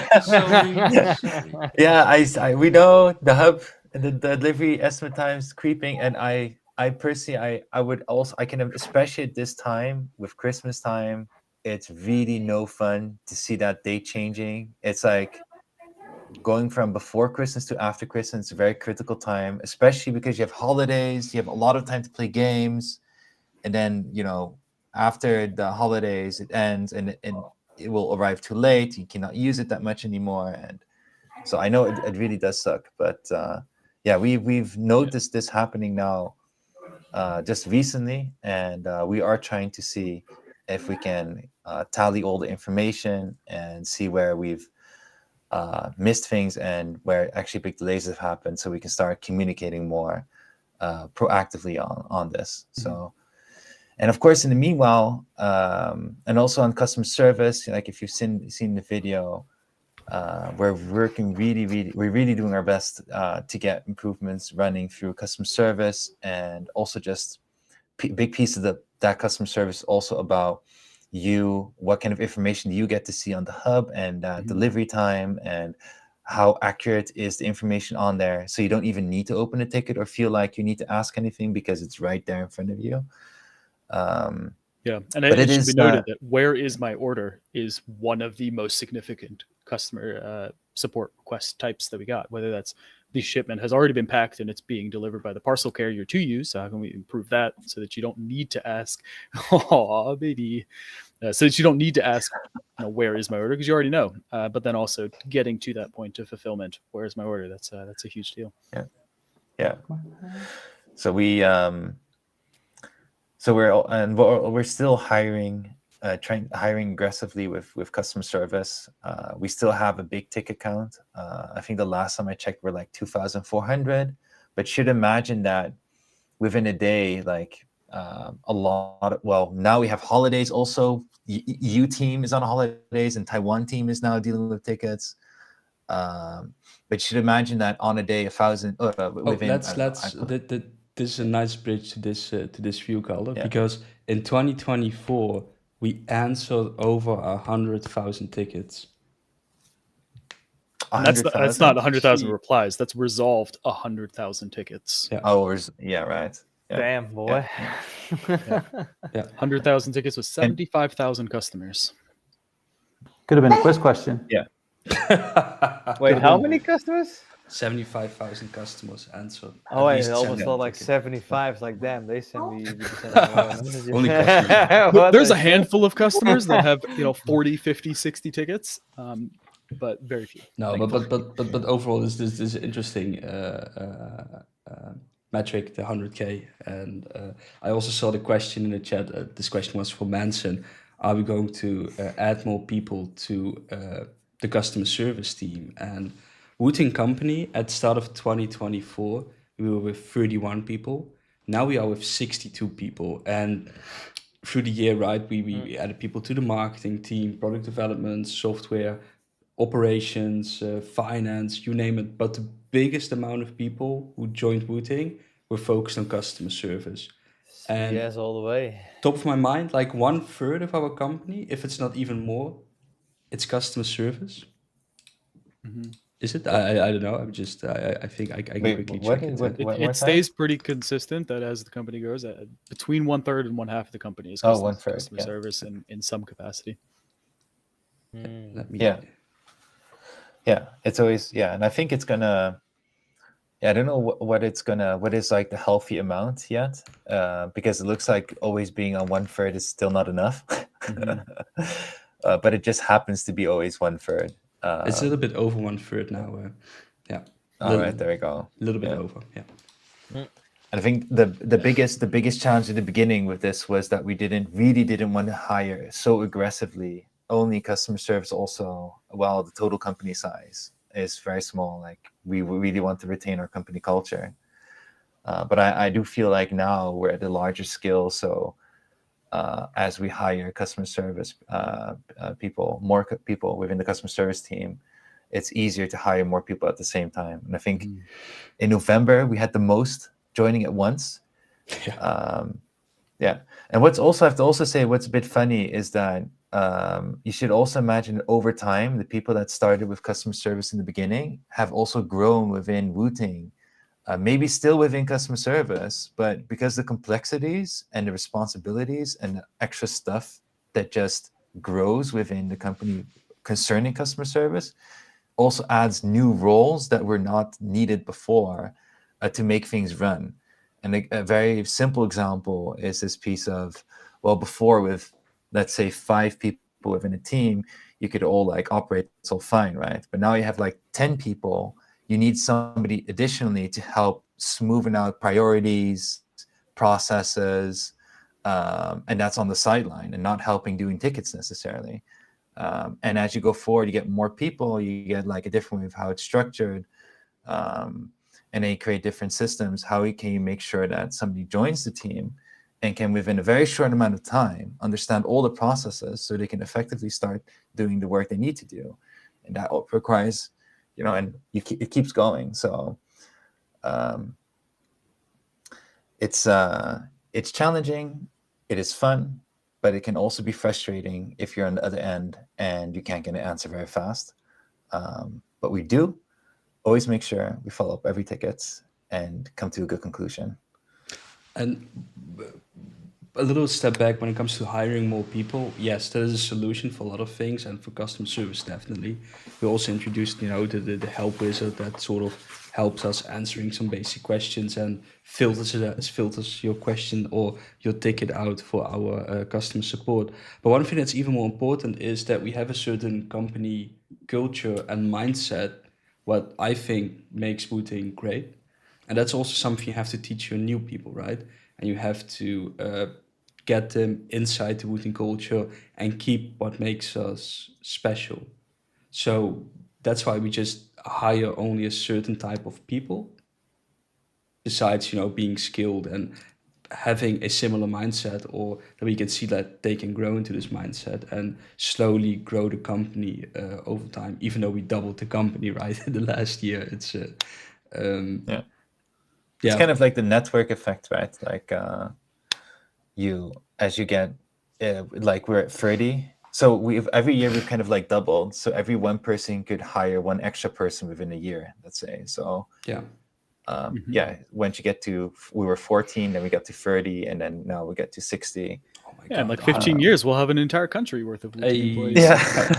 Double it or give it to the next person. Damn. Okay, but It's so how it goes. other numbers are also great. I mean, Twitter grew with 45%, almost 100K followers. YouTube did amazingly, right? We have over 50K followers now. Discord close to, I mean, this number is staggering to me, and it continues to grow. Here it says 132,000. It's probably now close to 140, maybe like 135. And then 62 people working now with Wooting. In Wooting, we use Slack as a means of communication together with Gather, and that's like a digital office where we talk, a lot of voice chat as well. But we sent over 320,000 messages internally, and in Slack we shared more than 45,000 files. That's like PDFs, 3D files, images, screenshots, you name it, memes, cat pictures, you name it. And it's quite interesting metric to see. Good. That brings us. Ooh, what's this? No. This is what I need. What are you doing? This. What are you doing? Okay, this. Here we go. Okay. So what's in store for next year? Like a look forward, because we have our 10-year anniversary coming up. That's in May or June, I think. May, right? Is it May? Yeah. Yeah, so we still haven't thought out May or whatever June, happened, yeah. but it's a big milestone, right? Existing 10 years as a company, and that's when the three of us started, and now we've grown to a certain size. Of course, we have some new developments in the pipeline. I don't think we're here to share anything new. Cole, you have anything to leak? Well, Mark We tried don't something share anything earlier this anymore stream. during the end of the year live All stream. right, good. We learned a lesson. We learned a lesson. Yeah. No, but we I can. do have to say it's always challenging to kind of also think about what to work on next and when to release what, and especially like how much can you share. And now we now increasing more face this thing. Like before, we could, if it's your first product, you can share from the very, very beginning because you need to gain the audience. But now it's like the earlier we share, the more people are going to anticipate something that is not going to be there for a while, and it's going to cannibalize what we already have out there. So it's a very, very tricky, always a very tricky situation. And but there are some leaks I can give, because besides what Mark already mentioned earlier, and I think the last few minutes we talked about was also customer service, right? And seeing how we can smooth it out, get people a quicker reply, and so they don't have to wait a long time for a reply. Can be with new people, other systems, you name it. But that's something we're looking into, right, and also improving over the next year, because it's important that if a customer has an issue or a new customer has a question, that we can help him or her pretty quickly. Another thing that I can leak, though, is we're working on a whole new website and a whole new web system. And I don't know where this noise comes from. The kids blaring in the background. Could have also could have been my place, right? But we're working on a whole new website and a whole new web system. So we're sort of building our whole website from scratch, making it more with developer. And the same thing that we do with the utility, right? Just looking what we have and taking this inconsistent mess, I wouldn't say, but it's inconsistent website, and making it more consistent and scalable throughout, so it's easier for other people to work on, make new content for the website and grow it over time. So that's something Finn is now working on. And one thing that you'll see is we won't swap over the website at one point in May or whatever. No, we're slowly adding new pages and transforming current pages to this new system. So one thing that you'll see is in the next couple of months, like, hey, the 6HE page looks different, or hey, this different homepage. Wow, this new menu looks cool, right? And just making all of a sudden the website will be translated into your local language based on your browser setting, those kinds of things. Exactly. So this is also helping future customers, as now everything is in English, and there are some elements that are in Chinese or Japanese during the checkout, but the plan is to have like everything localized in more languages to cater to certain markets better. So it's besides just saying at stream like, hey, next year we're working on product X, Y, and Z, and this is what you can expect, right? Now we'll be doing that, but also more, right? And whatever processes we have and systems we have over the years, keep on improving them and making them better. Even though these things don't affect every customer or doesn't make your keyboard go any faster, it is important for a healthy business, right? Yeah. We can safely. I know one we can safely share a little bit. Shit. Turn on the mic, turn on the volume, clip it, Hey, guys. and that's it for the stream. End the stream, yes. Now's the time. Get out. Clip it. Right. I think the general statement is that we're always working on either improving what we have, and then slowly trying to expand our portfolio of keyboards. But keyboards is our main focus, right? But there's one product we haven't really improved for a long time, and it's been selling already for multiple years that we've been getting feedback for, but we've never been really able to solve the problems from the feedback that we were receiving. But that's something now we're actively working on. Can you guess which product this is? It's one of our oldest products also. I know what it is. It's The Flarter Switch. TKL. Jeroen. Ubu for Mania. That's it. Well, that not shit. Yeah, there's this, and let's not think about a keyboard. that one is going to get some love too. Yeah, that one's going to get some love. I'm just going to say that one that is being mentioned is also going to get some love, but you know, is that 2025 type of love? That's very difficult. Because 2025 is very challenging, because you know, who likes that kind of stuff? You just brought so many people to here and then just crushed them. Oh boy. I'm talking about a different product. Yeah. That nobody's guessing. Making nice now. Tony's got it. You can see how young the audience is. It's the wrist vest. Oh my god. Oh, what the hell? Nobody cares. Nobody cares about the wrist dress call. Come on. Nobody cares. Everybody crying. You've been demoted from best leaker to worst leaker. No. I mean, he's still the only one leaking around, so it's still. Don't be afraid. 2025 will be an amazing year. You know, it's a year where we will grow even more, probably company size-wise. We have a lot of fundamentals now in place that we can also improve over time, and of course we'll continue to make fantastic products, and of course support all the products we currently have. And that's not to say that we will not be releasing fun, exciting new things. We're just trying to. We will always keep on. Let me quickly go through the script. Okay, so Carla leaking things. So it's only up to me to share the final video, right? And then the stream is over, I guess. Any final words? Any final words? Happy New Year. Happy New Year. Okay. Yes. Happy holiday. I don't think we made a video. Mess up your hands because great you need to use the wooden 2025. keyboard somehow. You didn't make a video, Jeroen? Did you? I did. I was the first Wasn't one. Jeroen didn't. My video was the didn't. example for everybody. Yeah, but it wasn't in the stream. It is. It's gonna be. I'm gonna play it now. Yeah, let's go. I saved the best for last. And was it going to close down after that? Or? Yes, it's gonna close down.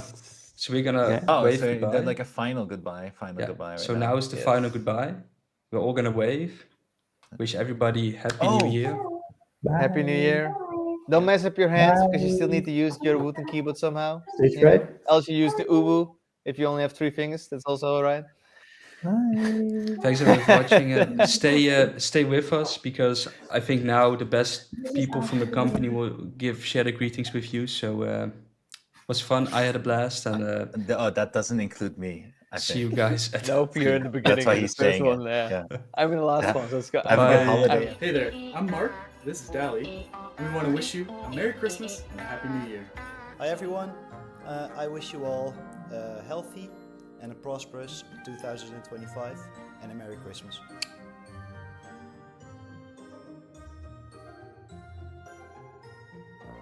Happy holidays and best wishes for 2025.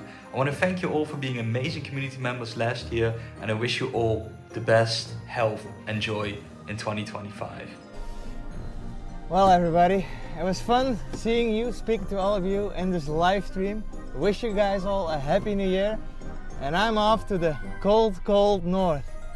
And also I need to pick up my PC, but yeah, it is what it is. Hey, have a good one. Bye bye.